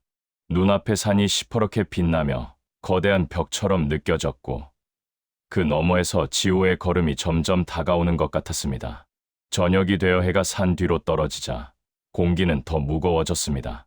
창밖의 어둠은 한층 짙고 진득하게 들러붙었고 바람은 괴상할 정도로 일정한 간격으로 부딪혀 왔습니다. 저는 그 바람의 규칙에서 어떤 의도를 읽은 듯한 기분이 들었습니다. 물론 자연의 소리겠지만 지금 제 귀에는 경고처럼 들렸습니다. 밤이 완전히 내려왔을 때 도천이는 조용히 서랍에서 휴대폰을 꺼내 녹음 버튼을 눌렀습니다. 그 사람의 손도 떨리고 있었지만 이 선택이 마지막 방패라는 걸 서로 알고 있었습니다. 우리는 서로 손을 맞잡고 거실에 앉았습니다. 서로 다른 두려움을 가슴에 담은 두 사람이었지만 그 순간만큼은 같은 결심을 하고 있었죠. 우리는 더 이상 숨지 않기로 했습니다. 다가오는 진실과 마주하기로 했고 그 마주침이 우리 삶을 뿌리째 흔들더라도 피하지 않기로 한 겁니다. 조금 뒤 어둠 사이에서 차가 오르는 소리가 뚜렷하게 들렸습니다. 저는 숨을 들이쉬고 창밖을 보았습니다. 산 아래 도로에서 작은 불빛이 천천히 우리 쪽으로 번지고 있었고 그 불빛은 마치 결말을 짊어진 작은 점처럼 점점 커지고 있었습니다. 지호였습니다. 저는 그 순간 모든 공포가 하나의 형태를 갖추는 걸 느꼈습니다. 오래전 예진의 마지막 겨울부터 오늘까지 이어졌던 모든 단서와 그림자들이 지금 이 순간을 향해 모이고 있었고 그 중심에는 우리 아들이 서 있었습니다. 그리고 그 아이가 들고 올 진실은 우리가 감당할 수 있을지조차 알 수 없었습니다. 하지만 피할 수 없었습니다. 문 손잡이가 천천히 움직이는 순간 저는 숨을 멈췄습니다. 끝이 드디어 문턱에 도착하고 있었습니다. 문 손잡이가 천천히 돌아가는 소리가 집 안 공기 속으로 스며들었습니다. 저는 숨을 멈춘 채 그 소리를 들었습니다. 아주 익숙하면서도 오늘만큼은 낯선 소리였죠. 지호가 현관문을 밀고 들어오던 그 순간 바깥에 찬 공기가 같이 밀려와 거실 바닥을 훑고 지나갔습니다. 발소리, 신발장 앞에서 신발을 벗는 동작, 코트에서 나는 바스락거림. 모든 소리가 유난히 크게 들렸습니다. 지호 얼굴을 보는 순간 저는 예전과 지금이 완전히 달라졌다는 걸 다시 한번 확인했습니다. 입가에는 예의 바른 웃음을 억지로 얹어두고 있었지만 눈동자 깊은 곳은 이미 다른 방향을 향해 있었습니다. 그 애의 시선은 순간적으로 집 안을 천천히 훑었고 예진 사진이 걸린 벽 앞에서 아주 조금 멈췄다가 다시 제 얼굴로 돌아왔습니다. 그 짧은 머뭇거림이 숨을 가쁘게 만들었습니다. 지호는 몸을 한번 저으며 마치 춥다는 표현을 했습니다. 그러고는 평소처럼 부드러운 척 인사를 건넸습니다. 저는 대답 대신 고개를 한번 끄덕였고 도천이는 어색한 미소를 띤 채 안방 쪽에서 나왔습니다. 세 사람 사이에 잠깐 어색한 침묵이 흘렀습니다. 그 침묵은 단순한 어색함이 아니라 서로 알고 있는 것과 모르는 것, 숨긴 것과 들키고 싶지 않은 것이 얽힌 무게였습니다. 저녁상은 이미 차려져 있었습니다. 김치찌개와 간단한 반찬, 구워둔 생선 한 토막, 평소와 다르지 않은 상차림이었지만 오늘은 그 위로 보이지 않는 무언가가 덮여 있는 것처럼 느껴졌습니다. 우리는 자리를 잡고 앉았고 각자 숟가락을 들었습니다. 젓가락이 그릇에 닿을 때마다 둔탁한 소리가 집 안을 메웠습니다. 대화는 거의 없었고 서로의 숨소리와 씹는 소리만 섞여 들렸습니다. 저는 지호의 손가락을 계속 훔쳐봤습니다. 손끝이 아주 미세하게 떨리고 있었고 숟가락을 들었다 내려놓는 동작이 자연스럽지 않았습니다. 생각이 깊은 사람의 동작이 아니라 머릿속에서 이미 정해놓은 말을 꺼내기 전 숨을 고르는 사람의 움직임이었습니다. 저는 그 떨림에서 무엇인가 다가온다는 느낌을 받았습니다. 식사가 절반쯤 진행되던 순간 지호가 숟가락을 살짝 내려놓았습니다. 그리고 어색한 미소를 한번 짓더니 조심스럽게 말을 꺼냈습니다. 제가 예상했던 내용이 그대로 나왔습니다. 요즘 부모와 시간을 많이 보내지 못한 것이 마음에 남는다며 그래서 특별한 곳으로 모시고 가고 싶다는 말이었습니다. 산을 좋아하시니 경치 좋은 산에 같이 다녀오면 어떻겠냐고 했습니다. 청량산 이름이 그 입에서 자연스럽게 나왔습니다. 청량산이라는 이름이 나오자 제 등줄기를 따라 서늘한 감각이 훑고 지나갔습니다. 그 산은 협곡과 가파른 벼랑길로 유명했습니다. 사람들은 절벽 옆 전망대를 배경으로 사진을 많이 찍는다며 입을 모으곤 했죠. 저는 그 사실을 떠올리는 순간 지호가 왜 굳이 그곳을 말했는지 너무도 명확하게 느껴졌습니다. 입술 안쪽을 깨물지 않으면 안 될 정도로 심장이 뛰었습니다. 지호는 계속해서 설명을 이어갔습니다. 평생 기억에 남을 만한 여행이 되었으면 좋겠다는 말. 그날만큼은 아무 걱정 없이 자연을 보며 쉬고 오면 좋겠다는 말들. 말만 놓고 보면 효자 아들의 제안처럼 들렸습니다. 하지만 저는 그 말 하나하나가 엉켜있는 밧줄처럼 위협적으로 느껴졌습니다. 그 밧줄 끝에서 우리가 굴러 떨어질지 모른다는 생각을 떨칠 수 없었죠. 그리고 가장 무서웠던 것은 지호가 말하는 내용 그 자체가 아니라 말하는 방식이었습니다. 따뜻함이 사라진 목소리, 끝을 또박또박 눌러 말하는 억양, 자기가 어떤 상황에 처해 있는지 스스로도 감당 못하는 사람이 마지막 시를 붙잡으려는 것 같은 절박함. 그 절박함 속에는 우리가 부모라는 사실조차 흐릿하게 지워져 있는 듯 보였습니다. 도천이는 처음의 말을 잊지 못했습니다. 숟가락을 쥔 손이 테이블 위에서 조금 떨렸고 작은 기침을 한번 한 뒤에야 겨우 대답을 내놓았습니다. 건강이 예전 같지 않으니 무리한 산행은 조심해야 한다는 말을 조심스레 꺼냈지만 지호는 이미 모든 걸 준비해둔 사람처럼 반응했습니다. 코스가 그리 힘들지 않다는 이야기, 올라가는 길 중간중간 쉬는 장소가 많다는 설명, 차로 올라갈 수 있는 지점까지 최대한 올라간 뒤 그리 멀지 않은 전망대까지만 가면 된다는 이야기를 연달아 내놓았습니다. 그 말을 듣는 동안 저는 예진이 이름이 머릿속을 떠나지 않았습니다. 예진이도 마지막 겨울에 눈 산행을 떠났다가 돌아오지 못했죠. 지금 지호가 제안하는 산행에도 같은 그림자가 드리워져 있는 것 같았습니다. 저는 마음속에서 아주 분명한 문장을 만들었습니다. 이 아이는 우리를 산으로 데려가서 사고처럼 만들 생각이구나. 저녁이 끝나갈 때쯤 지호는 날짜까지 정해서 말했습니다. 토요일 오전에 모셔오겠다고, 점심때쯤 산에 올라 예쁘게 단풍을 보고 오면 좋겠다고 했습니다. 도천이는 애써 담담한 척하며 고개를 끄덕였고 저도 아무 말 없이 숟가락을 내려놓았습니다. 거절한다 해서 이 상황이 끝날 것 같지 않았기 때문입니다. 오히려 더 위험해질 수도 있다는 생각이 들었죠. 지호가 밤늦게 집을 나서는 순간까지 저는 한 번도 그 아이를 붙잡지 않았습니다. 현관문이 닫히고 엔진 소리가 멀어지는 동안 제 가슴은 쿵쿵 소리를 내며 뛰고 있었습니다. 그리고 차 소리가 완전히 사라졌을 때 저는 천천히 도천이 쪽으로 고개를 돌렸습니다. 도천이 눈에도 공포와 결심이 동시에 떠 있었습니다.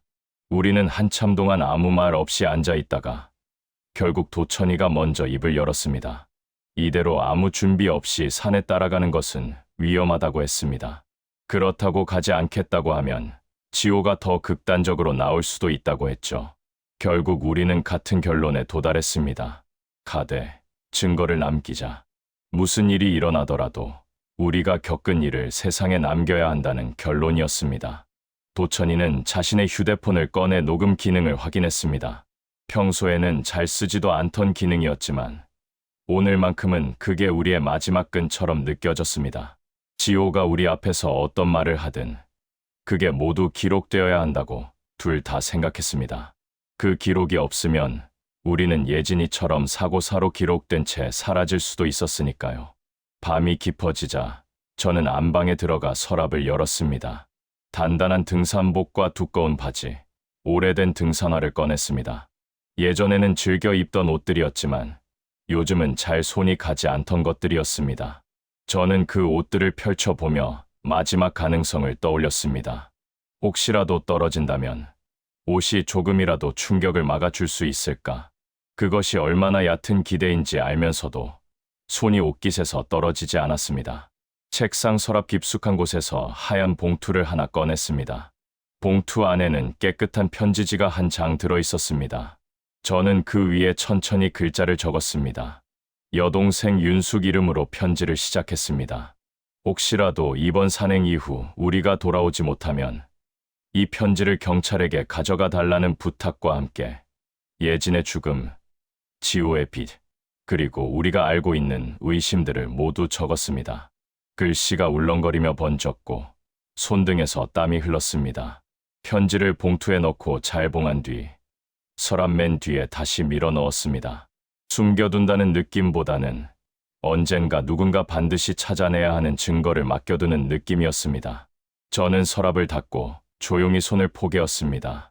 그 순간 예진이 이름을 속으로 불렀습니다. 예진아, 엄마가 끝까지 버텨볼게. 이번엔 너를 대신해서라도 무너지지 않을 거야. 토요일 아침이 밝았습니다. 하늘은 맑았고 바람은 차갑게 살을 스쳤습니다. 평소 같으면 좋은 날씨라고 느꼈을 기온이 오늘은 너무 잔인하게 느껴졌습니다. 이렇게 맑은 날에 누군가 사라진다는 것 자체가 이상하게 잔혹했기 때문입니다. 저는 등산복을 입고 거울 앞에 섰습니다. 늙은 얼굴, 눈과 주름, 입가에 잡힌 굳은 표정. 이 모습으로 아들을 마주하고 산에 오른다는 사실이 서글프면서도 이상하게 단단한 각오를 불러일으켰습니다. 9시가 조금 안 됐을 무렵 집 앞 비포장길에 차가 들어오는 소리가 들렸습니다. 먼지가 일어났고 엔진 소리가 가까워졌습니다. 지호 차였습니다. 저는 숨을 크게 한번 들이쉬고 현관 앞으로 나갔고 도천이는 조용히 바지 주머니 속에서 휴대폰을 꺼내 녹음 버튼을 눌렀습니다. 작은 붉은 점이 화면에 떠 있는 것을 보고 저는 그제야 조금 숨이 붙는 느낌이 들었습니다. 최소한 우리가 이 길을 선택했다는 기록만은 남을 거라는 생각이 들었죠. 지호는 활짝 웃는 얼굴을 하고 있었습니다. 하늘을 가리키며 날씨가 참 좋다는 말을 했습니다. 저는 그 말이 귀에 들어오지 않았습니다. 햇빛이 눈을 찌르듯 강했고 빛 아래에서 지호 얼굴이 더욱 또렷하게 보였습니다. 그 얼굴에서 예진이 어린 시절 모습이 잠깐 겹쳐 보였다가 사라졌습니다. 두 아이가 해질녘 마당에서 공을 주고받던 모습이 순간적으로 떠올랐다가 다시 현실로 돌아왔습니다. 그때 눈앞에 있는 지호는 예전 그 아이가 아니었습니다. 우리는 차에 올랐습니다. 뒷좌석에 나란히 앉았고 지호는 운전석에 앉았습니다. 차 안에는 은은한 향기가 났지만 제 코에는 이상하게 철 냄새가 섞인 것처럼 느껴졌습니다. 도천이는 조용히 허리춤을 정리하며 휴대폰 위치를 확인했고 저는 창밖을 바라보며 마음을 다잡았습니다. 차가 출발했습니다. 집이 서서히 뒤로 물러났고 익숙한 마을 풍경이 지나갔습니다. 텃밭, 비탈길, 작은 다리, 우리가 수십 번 오르내리며 살아온 길들. 그런데 오늘만큼은 그 길이 낯선 이별길처럼 느껴졌습니다. 차가 큰 도로에 올라서자 산들이 양쪽에서 천천히 모여들기 시작했습니다. 청량산 입구를 알리는 표지판이 멀리서 보였고 저는 그 글자를 보는 순간 온몸이 더 차갑게 식는 걸 느꼈습니다. 산 아래 주차장에 도착했을 때 지호는 너무도 자연스러운 얼굴로 내려 짐을 챙겼습니다. 작은 배낭에는 물과 간단한 간식, 그리고 구급약이라고 설명했습니다. 저는 그 말에 짧게 고개를 끄덕였지만 마음속으로는 그 구급약이 우리를 구할 수 없다는 걸 알고 있었습니다. 지금 우리에게 필요한 건 약이 아니라 기록과 증언이었으니까요. 산길 초입에 서니 공기가 확 달라졌습니다. 차가운 흙냄새, 젖은 나무심 냄새, 멀리서 들려오는 물소리. 사람 몇이 앞서 걸어가고 있었지만 이상하게도 그 목소리들은 금세 안개 속으로 빨려 들어가 사라지는 것 같았습니다. 우리는 첫 발을 내디뎠습니다. 저는 마음속으로 예진 이름을 다시 한번 불렀습니다. 그리고 천천히 산 안쪽으로 걸어 들어갔습니다. 이 길 끝에 무엇이 있는지 알고 있으면서도 끝까지 걸어갈 수밖에 없었습니다. 청량산 산길은 생각보다 완만했습니다. 처음 몇 분은 숨이 크게 차지 않았고 나무 사이로 들어오는 햇빛이 부드럽게 발끝을 비췄습니다. 앞서 걷는 사람들의 웃음소리가 멀리 흩어졌습니다. 겉으로 보기에는 평온한 주말 산행이었습니다. 하지만 저에게, 그리고 도천이에게 이 길은 완전히 다른 의미였습니다. 발을 디딜 때마다 땅이 깊게 꺼지는 느낌이 들었고 나무 사이로 비치는 그림자들이 모두 위험처럼 보였습니다. 지호는 앞장서서 길을 이끌었습니다. 중간중간 뒤를 돌아보며 부모의 상태를 확인하는 척했습니다. 숨이 차지 않는지, 다리는 괜찮은지 묻는다는 듯이 시선을 던졌죠. 저는 그 시선에도 두 겹의 감정이 겹쳐 있는 걸 읽을 수 있었습니다. 겉으로는 걱정, 속으로는 계산. 이 길 어느 지점이 가장 적합할지를 살피는 눈이었습니다. 어느 정도 길을 올라왔을 때 지호는 손으로 한 방향을 가리켰습니다. 전망대가 있는 길이라고 설명하는 몸짓이었습니다. 전망대로 향하는 길은 조금 더 가팔랐습니다. 나무 데크를 따라 만들어진 계단이 이어졌고 데크 너머로는 깊은 협곡이 보이기 시작했습니다. 아래에서 물소리가 울려 올라왔고 바위에 부딪히는 물살 소리가 길게 이어졌습니다. 저는 난간 너머를 내려다보지 않으려 애썼습니다. 눈길이 닿는 순간 다리가 풀릴 것 같았기 때문입니다. 전망대에 도착하자 넓게 트인 풍경이 눈앞에 펼쳐졌습니다. 멀리 산줄기가 겹겹이 이어져 있었고 그 사이로 안개가 얇게 끼어 있었습니다. 사람 몇이 사진을 찍고 있었고 누군가는 감탄하는 표정을 지으며 풍경을 바라보고 있었습니다. 그런 모습이 너무 현실적이어서 오히려 지금 이곳에서 벌어지고 있는 일이 더 비현실적으로 느껴졌습니다. 마치 우리만 다른 이야기를 들고 이 무대 위에 올라온 것 같았죠. 지호는 기분 좋은 얼굴로 여기서 사진을 찍자고 배경이 정말 좋다고 말하는 몸짓이었습니다. 그러면서 우리에게 난간 쪽으로 조금 더 가보라는 손짓을 했습니다. 저는 그 손짓 하나가 이렇게 무서울 수 있다는 걸 처음 알았습니다. 난간 쪽으로 가는 발걸음이 마치 내 의지가 아닌 것처럼 느껴졌습니다. 뒤에서 누군가 등을 밀고 있는 것 같았고 그 누군가는 다름 아닌 시간과 진실이었습니다. 도천이는 제 옆을 바짝 붙어 걸었습니다.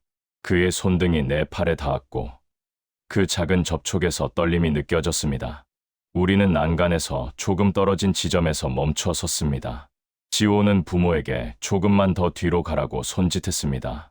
풍경이 더 잘 나온다는 이유였습니다.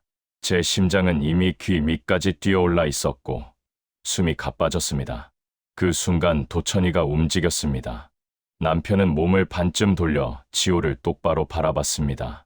그 사람의 눈빛에서 제가 한 번도 보지 못한 단단함이 느껴졌습니다. 마치 오랫동안 숨겨온 무언가를 지금 꺼내놓지 않으면 안 되겠다는 결심이 얼굴에 그대로 드러나 있었습니다. 그는 조용히 입술을 열어 예진 이름을 꺼냈습니다. 그 이름이 공기 중을 가르는 순간 전망대 위의 모든 소리가 잠시 멎는 것 같았습니다. 도천이는 떨리는 목소리로 그동안 숨겨왔던 말을 꺼냈습니다. 예진이 죽음이 단순한 사고가 아니라는 걸 알고 있었다는 이야기. 그날 밤 지호 입에서 들은 이야기. 자신이 그걸 묻어버리고 지호를 감싸 안았다는 고백. 그 말 하나하나가 난간 위 공기를 무겁게 만들었습니다. 저는 옆에서 그 말을 들으며 온몸이 얼어붙는 것을 느꼈습니다. 그래, 결국 이 자리까지 진실이 따라왔구나. 지호 얼굴은 그 말을 듣는 순간 굳어버렸습니다. 눈동자가 크게 흔들렸고 입술이 하얗게 떨렸습니다. 그 애는 처음엔 이해하지 못한 사람처럼 멍하니 서 있다가 곧 표정이 바뀌었습니다. 공포와 분노, 그리고 들켜버린 사람의 절망이 한꺼번에 올라온 얼굴이었습니다. 지호 눈빛은 점점 날카롭게 변했고 그 안에 있던 마지막 양심조차 뒤로 물러나는 것 같았습니다. 도천이는 이어서 말했습니다. 우리가 오늘 여기까지 올라온 이유를 알고 있다고. 지호가 무엇을 하려 하는지 안다고. 이 모든 것이 이미 기록되고 있다고. 휴대폰 녹음 기능이 켜져 있다는 사실을 일부러 밝히지는 않았지만 말끝에 담긴 확신이 그 사실을 대신해 말하고 있었습니다. 저는 도천이 말 속에 숨어있는 결연한 마음을 느끼며 동시에 우리 앞에 놓인 위기가 완전히 다른 모양으로 변하고 있다는 걸 느꼈습니다. 지호 눈빛 속에서 마지막 망설임이 사라지는 순간이 있었습니다. 그 짧은 순간, 저는 이 아이가 이제 선택을 끝냈다는 걸 알 수 있었습니다. 지호는 다가왔습니다. 말로는 부모를 부축하려는 듯한 동작이었지만 몸의 긴장과 발걸음의 속도에서 다른 의도가 느껴졌습니다. 그 아이의 손이 우리 쪽으로 뻗어오는 것이 슬로우 모션처럼 느껴졌습니다. 저는 온 힘을 다해 몸을 버텼습니다. 세 사람의 몸이 한 지점에 모이는 순간 난간 아래쪽에서 삐걱거리는 불안한 소리가 들렸습니다. 오래된 나무가 무게를 견디지 못해 내는 비명 같은 소리였습니다. 저는 난간 모서리가 손바닥에서 미끄러져 나가는 느낌을 느꼈습니다. 발밑이 꺼졌고 순간적으로 몸이 허공에 떠올랐습니다. 세상이 뒤집혔습니다. 공기가 한꺼번에 몸을 감싸 안았고 귀에서는 날카로운 바람 소리가 터져 나왔습니다. 나뭇가지가 몸을 스치고 어딘가에 부딪히는 둔탁한 충격이 이어졌습니다. 그 몇 초의 추락은 영원처럼 느껴졌습니다. 예진 이름이 제 머릿속에서 번개처럼 스쳐 지나갔습니다. 22살 겨울, 눈을 덮고 떨어졌을 아이의 몸, 그때 그 아이가 보았을 하늘이 어떤 모양이었을지, 그 모든 생각이 한순간에 밀려들었습니다. 큰 충격이 허리를 통과해 머리까지 올라왔습니다. 숨이 턱 막혔고 가슴이 조여졌습니다. 돌에 부딪힌 것인지 나무에 걸려 굴러 떨어진 것인지 정확히 느낄 수가 없었습니다. 그저 전신을 잡아당기는 고통과 쿵 하는 소리만 남았습니다. 눈앞이 하얗게 변했다가 곧 기묘한 어둠으로 번졌습니다. 얼마나 시간이 흘렀는지 알 수 없었습니다. 아주 먼 데서 물 흐르는 소리가 들려오면서 제 의식이 서서히 돌아오기 시작했습니다. 가장 먼저 느껴진 것은 갈비뼈 쪽에서 올라오는 참을 수 없는 통증이었습니다. 숨을 깊이 들이쉴 수 없었고 작은 숨에도 통증이 번졌습니다. 왼쪽 다리는 감각이 희미했고 움직이려 하면 뜨거운 열이 치솟았습니다. 그때 오른편에서 도천이 숨소리가 들렸습니다. 그 사람도 겨우 숨을 쉬고 있는 것 같았습니다. 낮게 긁히는 목소리가 내 귀에 닿았습니다. 움직이지 말라는, 죽은 사람처럼 있어야 한다는 뜻의 말을 하는 소리였습니다. 저는 그 말을 듣는 순간 지호가 아직 우리를 완전히 떠났다고 믿지 않을 거라는 생각을 동시에 떠올렸습니다. 이 아이는 분명히 내려와 확인할 거였습니다. 심장이 더 세차게 뛰기 시작했습니다. 조금 떨어진 위쪽에서 돌 부딪히는 소리와 발소리가 들려왔습니다. 지호가 내려오는 것이었습니다. 그는 숨을 고르며 우리 몸 가까이 다가왔습니다. 말하는 소리가 들렸고 그 말들 속에는 당황과 공포, 그리고 억지로 만든 계획이 섞여 있었습니다. 먼저 발을 헛디딘 것은 부모라는 식의 이야기를 서로 확인하듯 나누는 소리였습니다. 저는 눈을 꼭 감은 채 숨을 최대한 얕게 쉬었습니다. 가슴이 오르내리는 것조차 들킬 것 같았습니다. 지호가 제 쪽으로 조금 더 다가왔습니다. 손이 제 목 근처에 닿는 느낌이 들었습니다. 맥이 뛰는지 확인하는 동작이었습니다. 저는 그 순간 살아있다는 기척을 조금이라도 숨기기 위해 숨을 거의 멈추다시피 했습니다. 심장은 계속 뛰었지만 가슴의 움직임은 바닥과 함께 웅크린 채 최소한으로 줄였습니다.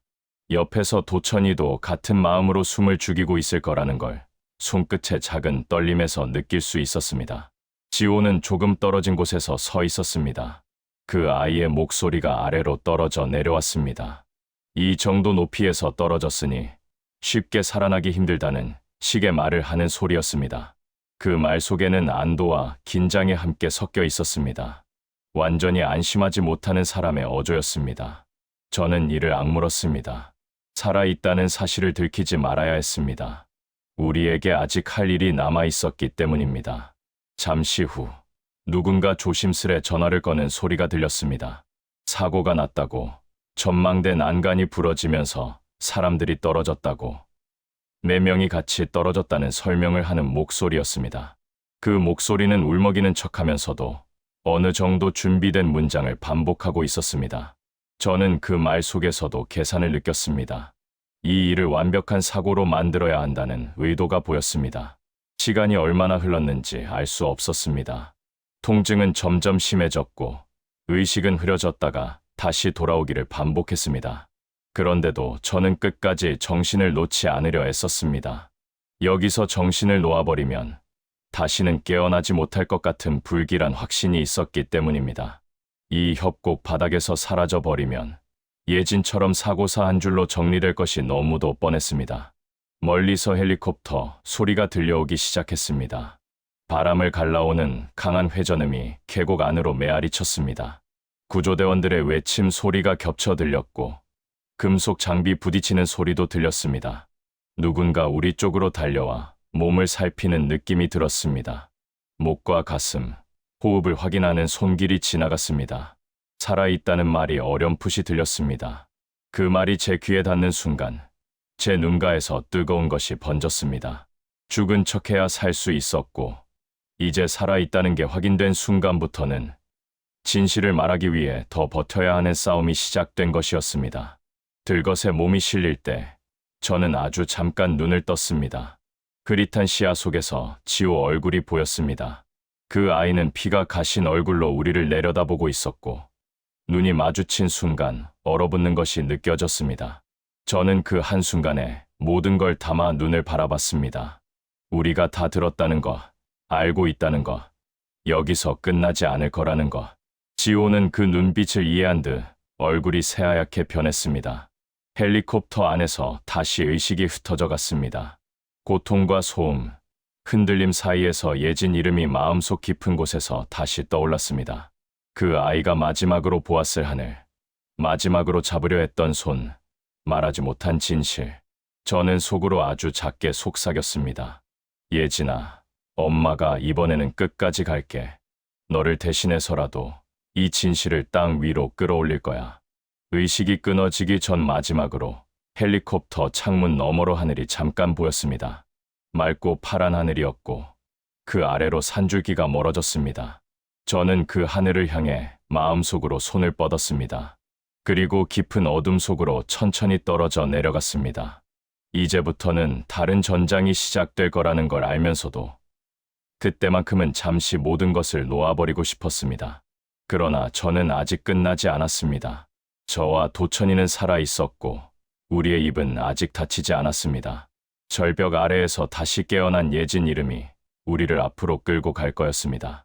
진실의 무게는 견디기 힘들지만 그걸 내려놓지 않으면 우리는 아무것도 지키지 못한 채 사라질 테니까요.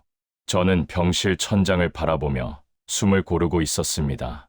온몸이 욱신거렸지만 정신은 또렷했습니다. 사고가 아니라는 사실을 입으로 꺼내는 순간 제 안에 눌러놓았던 돌덩이가 한꺼번에 무너져 내렸죠.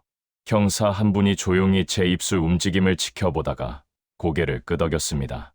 이제 숨기지 않아도 된다던 표정이 떠올라 아직도 마음이 흔들립니다. 저는 천천히 말을 이어갔고 녹음된 파일이 모든 걸 대변할 거라 생각했습니다. 형사는 제 말을 끊지 않았습니다. 오히려 더 말하라며 기다린다는 느낌이어서 참았던 한숨이 나왔죠. 남편 도천이가 숨겨온 세월도 지호가 떨며 흘리던 말들도 한꺼번에 녹아내리는 순간이었습니다. 형사는 노트를 덮고 자리에서 일어났습니다. 이제부터는 절차대로 한다는 말투 대신 오래 기다린 진실 앞에 사람이 할 수 있는 최소한의 태도를 보여주듯 조심스러웠습니다. 저는 침대 난간을 붙잡고 몸을 조금 일으켰습니다. 심장이 빠르게 뛰었지만 고개를 숙이진 않았습니다. 이미 돌아갈 길은 없다는 걸 저는 너무 늦게 알았고 이 병실에서라도 바로잡아야 한다는 마음이 더 컸습니다. 형사가 문을 나선 뒤 저는 한참 동안 움직이지 않았습니다. 바람도 없는데 커튼이 미세하게 흔들리는 게 보였고 그 움직임이 마치 오래 묻어둔 비밀들이 빠져나가는 것처럼 느껴졌습니다. 제 속이 텅 비는 듯했지만 막상 두렵진 않았죠. 잠시 뒤 간호사가 들어와 커튼을 정리했습니다. 눈빛이 불안해 보였습니다. 지호가 병실 복도에서 불안한 표정으로 서성였다는 걸 간호사는 조심스럽게 알려주었죠. 저는 말없이 고개를 끄덕였습니다. 이미 알고 있었습니다. 올라가는 발자국 소리, 멈칫거리는 그림자, 그 모든 게 지호라는 이름과 연결돼 있었죠. 저는 가슴 위에 손을 올렸습니다. 뛰는 맥박이 아직 살아있다는 신호라서 조금 안도했습니다.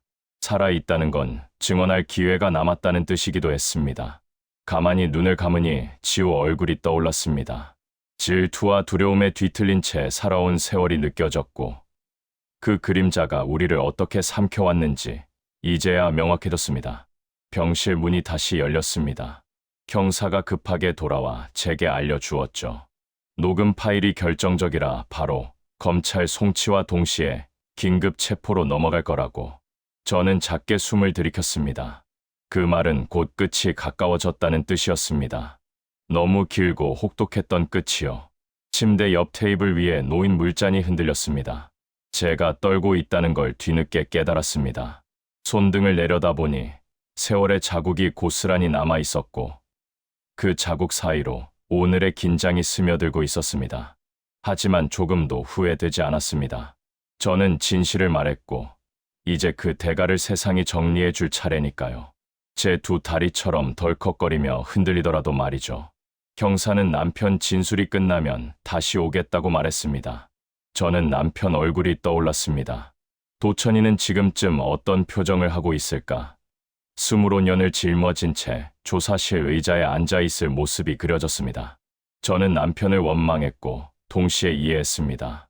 한 아이를 잃고 다른 아이를 지키려 했던 그 마음이 어떤 무게였을지 이제야 조금 알 것 같았죠.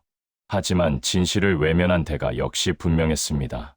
부부가 함께 치러야 할 몫이 생겼다는 걸 저는 받아들였습니다. 창밖에서 석양이 붉게 번지는 게 보였습니다. 하루가 지는 것처럼 우리의 지난 세월도 이렇게 끝을 향해 가고 있겠죠. 밤이 깊어질 즈음 간호사가 조용히 다가와 불을 낮추었습니다. 저는 베개를 바로 잡고 몸을 돌렸습니다. 목 뒤로 전해지는 싸늘한 감각이 오히려 편했습니다. 지호가 체포됐다는 사실보다 더 현실적으로 다가온 건 이제 제 입으로 진실을 말했으니 숨길 것도 지킬 핑계도 사라졌다는 단순한 사실이었습니다. 무겁지만 분명한 결말이었죠. 저는 아주 작게 숨을 내쉬었습니다. 기도할 대상은 없었지만 숨이 고르게 이어지는 것만으로도 감사했습니다. 진실은 때로 피비린내 같은 냄새를 풍기지만 그 냄새가 사라져야 다시 일상이 찾아온다는 걸 저는 오늘에서야 깨달았습니다. 잠들기 직전 저는 문득 허공에 손을 뻗어보았습니다. 허공은 아무 대답도 하지 않았지만 오래전 잃어버린 채 이름조차 입 밖에 내기 힘들었던 예진 모습이 잠시 스쳐갔습니다. 저는 입술을 굳게 다물었다가 천천히 풀었습니다. 흐려진 시야 속에서 예진이 미소 지으며 고개를 끄덕이는 것 같았습니다. 이제 됐다고, 여기까지 왔다고. 그 목소리는 들리지 않아도 마음이 먼저 알아챘습니다. 제 몸이 천천히 힘을 잃어가며 잠에 잠겨들었습니다. 그리고 아주 오래 지연됐던 마지막 장면이 마침내 제 안에서 닫히는 느낌이 들었죠. 이렇게 끝내는 게 맞습니다. 저는 천천히 눈을 감았습니다. 다음 날 아침, 저는 병실 창문으로 들어오는 햇살에 눈을 떴습니다.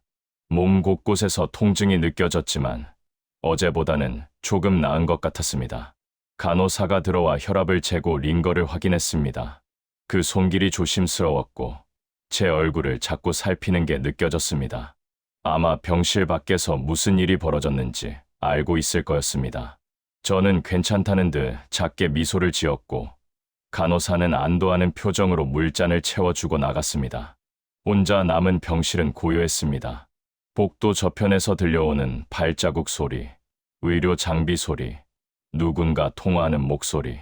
그 모든 게 평범한 일상처럼 들렸지만 제게는 완전히 새로운 세계처럼 느껴졌습니다. 저는 이제 진실을 말한 사람이었고 더 이상 숨길 것도 두려워할 것도 없었으니까요. 점심 무렵 도천이가 휠체어를 타고 병실에 들어왔습니다. 얼굴이 많이 수척해진 모습이었습니다. 간병인이 휠체어를 제 침대 옆에 세우고 조용히 나갔습니다. 우리는 한참 동안 서로를 바라보기만 했습니다. 말이 필요 없었습니다. 그 사람 눈빛에서 저와 똑같은 감정을 읽을 수 있었습니다. 후회와 안도, 슬픔과 해방감이 뒤섞인 복잡한 마음이었죠. 도천이가 먼저 입을 열었습니다. 형사에게 모든 걸 다 말했다고. 25년 전 그날 밤 지호가 집에 돌아와서 떨며 고백했던 순간부터, 자신이 그걸 덮어버리기로 결심했던 순간까지 전부 다 털어놨다고 했습니다. 목소리가 갈라져 있었지만 또렷했습니다. 저는 고개를 끄덕였습니다. 잘했다고, 이제야 제대로 된 거라고 말하고 싶었지만 목이 메어 말이 나오지 않았습니다. 그저 손을 뻗어 도천이 손을 잡았습니다. 그 손은 차갑고 거칠었지만 제 손만큼이나 떨리고 있었습니다. 우리는 그렇게 한참을 손을 맞잡고 있었습니다. 창밖으로 구름이 천천히 지나갔고 복도에서는 여전히 사람들의 발자국 소리가 들렸습니다. 세상은 계속 돌아가고 있었고 우리도 이제 그 흐름 속으로 천천히 돌아가야 했습니다. 오후가 되어 형사가 다시 찾아왔습니다. 이번에는 혼자가 아니라 검사와 함께였습니다. 검사는 중년의 여성이었고 차분한 목소리로 저희에게 몇 가지를 설명했습니다. 지호가 어젯밤 긴급 체포됐다는 것, 녹음 파일과 우리 진술이 결정적 증거가 될 거라는 것, 예진이 사건도 재수사에 들어갈 거라는 것. 저는 그 말을 들으며 가슴 한쪽이 무너지는 걸 느꼈습니다. 예진이 사건 재수사. 그 말은 25년 전 그 겨울로 다시 돌아간다는 뜻이었습니다. 그때 묻혀버렸던 진실이 이제야 빛을 보게 된다는 뜻이었습니다. 검사는 조심스럽게 물었습니다.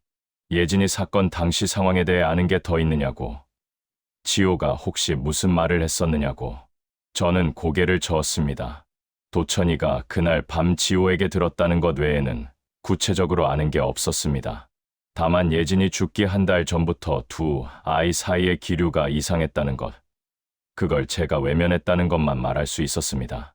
검사는 고개를 끄덕이며 노트에 뭔가를 적었습니다. 그리고 말했습니다.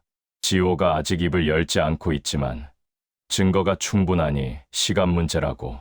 예진이 사건 당시에 함께 있었던 친구들도 다시 조사할 거라고. 진실은 반드시 밝혀질 거라고. 저는 그 말에 작게 한숨을 내쉬었습니다. 반드시 밝혀질 거라는 말이 이상하게도 위로가 되지 않았습니다. 이미 너무 늦었다는 생각이 들었기 때문입니다. 예진이는 돌아오지 않았고 우리가 잃어버린 25년도 돌아오지 않았습니다. 그날 저녁 여동생 윤숙이 병실로 찾아왔습니다. 문을 열고 들어서는 순간부터 눈이 벌겋게 부어 있었습니다. 윤숙은 제 침대 옆에 주저앉더니 한참을 울기만 했습니다. 저는 그 등을 쓰다듬으며 괜찮다고, 이제 다 끝났다고 말했습니다. 윤숙이 울음을 그치고 고개를 들었을 때 그 눈빛이 제게 물었습니다. 정말 괜찮으냐고, 이렇게 끝내도 되는 거냐고. 저는 잠시 망설이다가 대답했습니다. 괜찮지 않지만 괜찮아질 거라고. 이렇게라도 끝내지 않으면 영원히 끝나지 않을 거라고. 윤숙은 제 손을 꽉 쥐었습니다. 그리고 말했습니다. 서랍에서 편지를 찾았다고, 경찰에 전달했다고. 저는 그제야 깨달았습니다. 제가 그날 밤 써놓은 편지가 결국 세상에 나왔다는 것을, 그 편지가 우리의 마지막 안전장치였다는 것을. 밤이 깊어지고 병실이 조용해졌을 때 저는 혼자 창밖을 바라봤습니다. 도시의 불빛이 멀리 반짝이고 있었고 하늘에는 별 몇 개가 보였습니다. 저는 그 별들을 보며 예진이를 떠올렸습니다. 22에 멈춰버린 그 아이가 지금 어디선가 우리를 보고 있을까? 우리가 한 선택을 어떻게 생각하고 있을까? 저는 알 수 없었습니다. 다만 한 가지는 확실했습니다. 우리는 더 이상 도망치지 않기로 했다는 것. 진실이 아무리 아프고 무겁더라도 그걸 마주하기로 했다는 것. 그리고 그 선택이 옳았다고 믿고 싶다는 것. 저는 천천히 눈을 감았습니다. 내일이면 또 다른 날이 올 것이고 우리는 그 날들을 하나씩 견뎌내야 할 것입니다. 법정에 서야 할 수도 있고 세상의 시선을 감당해야 할 수도 있습니다. 하지만 적어도 이제는 거짓 위에 서 있지 않았습니다. 진실 위에 서 있었고 그것만으로도 숨 쉬는 게 조금은 편해진 것 같았습니다. 멀리서 앰뷸런스 사이렌 소리가 들렸습니다. 누군가의 급한 밤이 지나가는 소리였습니다. 저도 얼마 전까지는 그 앰뷸런스 안에 있었죠. 생과 사의 경계에서 아슬아슬하게 버티며 마지막 진실을 세상에 남기려 애썼습니다. 그리고 지금 저는 살아남았습니다. 예진이를 위해서, 도천이를 위해서, 그리고 저 자신을 위해서. 이제 남은 건 그 삶을 어떻게 살아갈 것인가였습니다. 청량산 협곡 아래에서 시작된 이야기가 이렇게 병실 침대 위에서 한 단락을 맺고 있었습니다. 끝은 아니었습니다. 오히려 시작에 가까웠죠.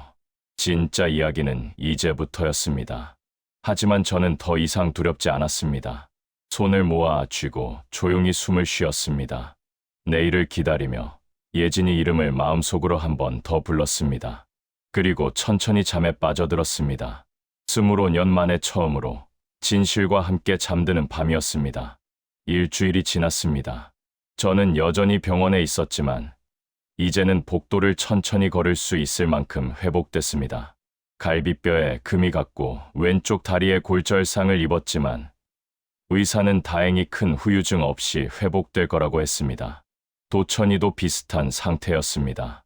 척추 쪽에 타박상이 심했지만 수술이 필요한 정도는 아니었습니다. 우리 둘 다 기적적으로 살아남은 셈이었죠. 의사들은 나뭇가지와 관목이 추락 속도를 늦춰줬을 거라고 설명했지만 저는 다른 이유를 알고 있었습니다. 아직 할 일이 남아 있었기 때문이었습니다. 예진이가 우리를 붙잡아 준 것 같았습니다. 그날 오후 형사가 다시 찾아왔습니다. 이번에는 얼굴에 약간의 피로가 묻어 있었지만 눈빛만큼은 또렷했습니다. 제 침대 옆 의자에 앉으며 조심스럽게 입을 열었습니다. 지호가 입을 열었다고 했습니다. 변호사와 상담 후 자백을 선택했다고, 더 이상 버틸 수 없다고 판단한 것 같다고. 저는 그 말을 듣는 순간 가슴이 무너지는 걸 느꼈습니다. 아들이 드디어 진실을 인정했다는 것. 그것은 끝이자 동시에 시작이었습니다. 형사는 천천히 설명을 이어갔습니다. 지호의 진술에 따르면 25년 전 그날 예진이와 지호는 산행을 함께 갔다고 했습니다. 동아리 후배들보다 먼저 출발해서 정상 근처에서 만나기로 했다고. 그런데 올라가는 도중에 두 사람 사이에 다툼이 일어났다고 했습니다. 예진이가 지호의 생활 태도를 지적했다고 합니다. 학교도 제대로 안 나가고 술만 마시고 부모님께 거짓말만 한다고. 동생으로서 걱정이 돼서 한 말이었겠지만 지호에게는 그게 비난으로 들렸다고 했습니다. 평소에도 자신은 항상 예진과 비교당했고 언제나 부족한 사람 취급을 받았다고 느꼈다고 합니다. 그날도 누나의 잔소리가 계속되자 참았던 감정이 폭발했고 말다툼이 격해졌다고. 그리고 눈 덮인 바위 위에서 서로 밀치듯 몸싸움을 하다가 순간적으로 손을 밀었고 예진이가 균형을 잃고 낭떠러지로 떨어졌다고 했습니다. 저는 형사의 말을 들으며 눈을 감았습니다. 머릿속에 그날의 장면이 그려졌습니다. 하얀 눈밭, 차가운 바람, 서로 소리치는 두 아이의 모습, 그리고 한 아이가 떨어지는 순간 예진이가 마지막으로 본 것은 동생의 얼굴이었을 겁니다. 형사는 계속 말을 이어갔습니다. 지호는 그 순간 패닉 상태에 빠졌다고 합니다. 아래로 내려가 예진을 확인했지만 이미 숨이 끊어진 상태였다고. 그는 무서워서 도망쳤고 한참 뒤에야 후배들에게 연락해서 예진이 혼자 떨어졌다고 거짓말을 했다고 합니다. 그날 밤 집에 돌아와서는 아버지에게만 진실을 고백했다고 했습니다. 자신이 죽이려고 한 건 아니었다고. 그냥 밀쳤을 뿐인데 예진이 미끄러져 떨어졌다고. 도천이는 그 말을 듣고 경찰에 신고하려 했지만 지호가 무릎 꿇고 빌었다고 합니다. 이미 예진은 돌아오지 않는데 자신마저 잃고 싶지 않다고. 부모님이 감당할 수 없을 거라고. 결국 도천이는 입을 다물기로 결정했고 그것이 25년간 이어진 거짓의 시작이었습니다. 저는 형사의 말이 끝난 뒤에도 한참을 말없이 있었습니다. 손이 떨렸고 숨이 가빠졌습니다. 예진이가 동생을 걱정해서 한 말이 결국 자신의 죽음으로 이어졌다는 사실이 너무 잔인하게 느껴졌습니다. 그리고 도천이가 그 진실을 알면서도 25년을 숨기고 살았다는 사실이 이해되면서도 용서하기 힘들었습니다. 형사는 조용히 물었습니다. 괜찮으시냐고. 저는 고개를 끄덕였습니다. 괜찮지 않지만 알아야 했습니다. 진실이 아무리 아파도 모르는 것보다는 나았습니다. 형사가 나간 뒤 저는 혼자 병실에 남았습니다. 창밖으로 해가 지고 있었습니다. 붉은 노을이 하늘을 물들이고 있었고 그 빛이 병실 안까지 스며들었습니다. 저는 그 빛 속에서 예진이 모습을 떠올렸습니다. 마지막 순간 동생의 얼굴을 보며 무슨 생각을 했을까? 원망했을까? 아니면 이해하려 했을까? 저는 알 수 없었습니다. 다만 한 가지는 확실했습니다. 예진이는 끝까지 누나였을 거라는 것. 떨어지는 순간에도 동생을 걱정했을 거라는 것. 그게 예진이었으니까요. 밤이 되어 도천이가 다시 병실로 왔습니다. 휠체어를 타고 천천히 들어오는 모습이 몹시 지쳐 보였습니다. 저는 형사에게 들은 이야기를 전했고 도천이는 고개를 숙인 채 들었습니다. 이야기가 끝났을 때 그 사람은 한참을 말없이 있다가 입을 열었습니다. 그날 밤을 평생 후회하며 살았다고, 경찰에 신고했어야 했다고. 하지만 그 순간에는 한 아이를 잃은 충격에 다른 아이마저 잃을 수 없다는 생각밖에 안 들었다고. 그게 잘못된 선택이었다는 걸 알았지만 돌이킬 수 없었다고. 저는 도천이를 바라봤습니다. 그 사람도 25년을 지옥에서 살았을 겁니다. 매일 아침 예진이 사진을 볼 때마다, 제가 물잔을 올려놓을 때마다 가슴이 찢어지는 고통을 느꼈을 겁니다. 그러면서도 입을 다물고 살아야 했던 그 시간이 얼마나 무거웠을지. 저는 도천이 손을 잡았습니다. 용서한다는 말은 할 수 없었습니다. 아직은 너무 아팠으니까요. 하지만 이해한다고, 우리 함께 이 짐을 지고 가자고 말했습니다. 도천이는 제 손을 꽉 쥐며 울었습니다. 소리 없이 어깨를 떨며 25년 동안 참았던 눈물을 쏟아냈습니다. 저도 함께 울었습니다. 우리는 그렇게 한참을 울었습니다. 예진이를 위해서, 지호를 위해서, 그리고 우리 자신을 위해서. 그 밤이 지나고 새로운 아침이 왔습니다. 병실 창문으로 들어오는 햇살이 따뜻했습니다. 저는 천천히 일어나 창가로 갔습니다. 밖에는 사람들이 평범한 하루를 시작하고 있었습니다. 출근하는 사람들, 학교 가는 아이들, 산책하는 노인들. 세상은 여전히 돌아가고 있었고 우리도 그 안에서 계속 살아가야 했습니다. 저는 마음속으로 예진이에게 말했습니다. 예진아, 엄마가 늦었지만 진실을 밝혔어. 내가 왜 떠나야 했는지, 무슨 일이 있었는지 이제 세상이 알게 됐어. 너를 제대로 보내주지 못해서 미안해. 하지만 이제라도 제대로 애도할 수 있게 됐어. 멀리 산이 보였습니다. 청량산은 아니었지만 비슷한 능선을 가진 산이었습니다. 저는 그 산을 바라보며 생각했습니다. 우리는 살아남았고 진실은 밝혀졌습니다. 이제 남은 건 그 진실을 안고 어떻게 살아갈 것인가였습니다. 쉽지 않을 겁니다. 법정에 서야 할 것이고 세상의 시선을 감당해야 할 것이고 무엇보다 우리 자신의 죄책감과 싸워야 할 겁니다. 하지만 적어도 이제는 진실 위에 서 있었습니다. 그것만으로도 한 발 한 발 나아갈 수 있을 것 같았습니다. 저는 창밖을 바라보며 조용히 다짐했습니다.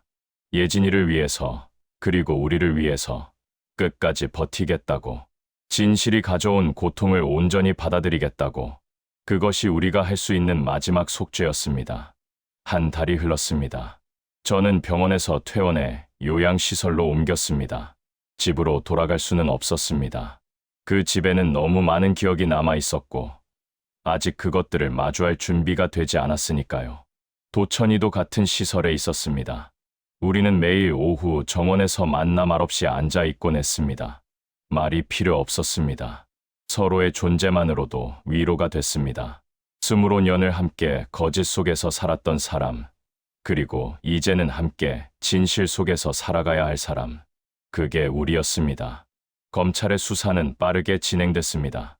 예진이 사건 당시 함께 있었던 동아리 후배들이 다시 소환됐고 그들의 진술이 조금씩 달라지기 시작했습니다.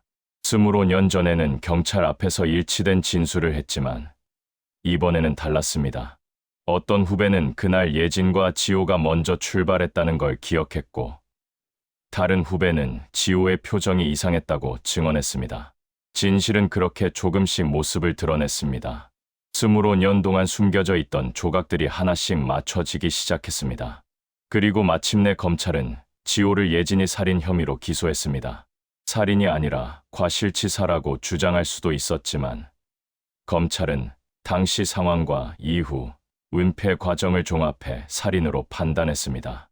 그 소식을 들었을 때 저는 복잡한 감정에 휩싸였습니다. 제 아들이 살인죄로 기소됐다는 사실. 그것은 한 어머니로서 견디기 힘든 현실이었습니다. 하지만 동시에 예진이를 위해서는 반드시 필요한 과정이기도 했습니다. 재판 날짜가 잡혔습니다. 첫 공판은 2달 뒤였습니다. 저와 도천이는 증인으로 출석해야 했습니다. 변호사가 찾아와 재판 준비를 도와줬습니다. 젊은 여성 변호사였는데 눈빛이 맑고 단호했습니다. 우리에게 말했습니다. 진실을 말하는 것만으로 충분하다고, 두려워하지 말라고. 하지만 저는 두려웠습니다. 법정에서 제 아들을 마주해야 한다는 것, 그 아이의 죄를 세상 앞에서 증언해야 한다는 것, 그것은 상상만으로도 가슴이 찢어지는 일이었습니다. 그래도 해야 했습니다. 예진이를 위해서, 그리고 더 이상 거짓 속에서 살지 않기 위해서. 재판 전날 밤, 저는 잠을 이룰 수 없었습니다. 요양원 방 창문으로 달빛이 들어왔고 저는 그 빛 속에서 예진이를 떠올렸습니다. 20살 때의 밝은 미소, 동생을 챙기던 다정한 손길, 부모를 걱정하던 따뜻한 목소리.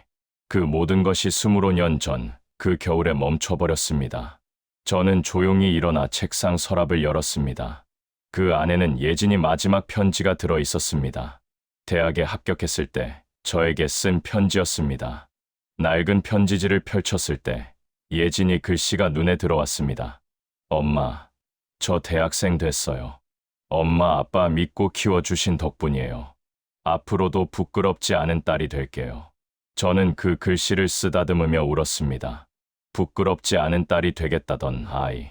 그 아이는 끝까지 그 약속을 지켰습니다. 동생을 걱정하다가 목숨을 잃었지만 그것도 누나로서의 책임을 다하려 했던 것이겠죠. 저는 편지를 가슴에 안고 속삭였습니다. 예진아, 내일 엄마가 너를 위해 증언할 거야. 늦었지만 이제라도 제대로 해줄게. 재판 당일 법원 앞에는 기자들이 몰려 있었습니다.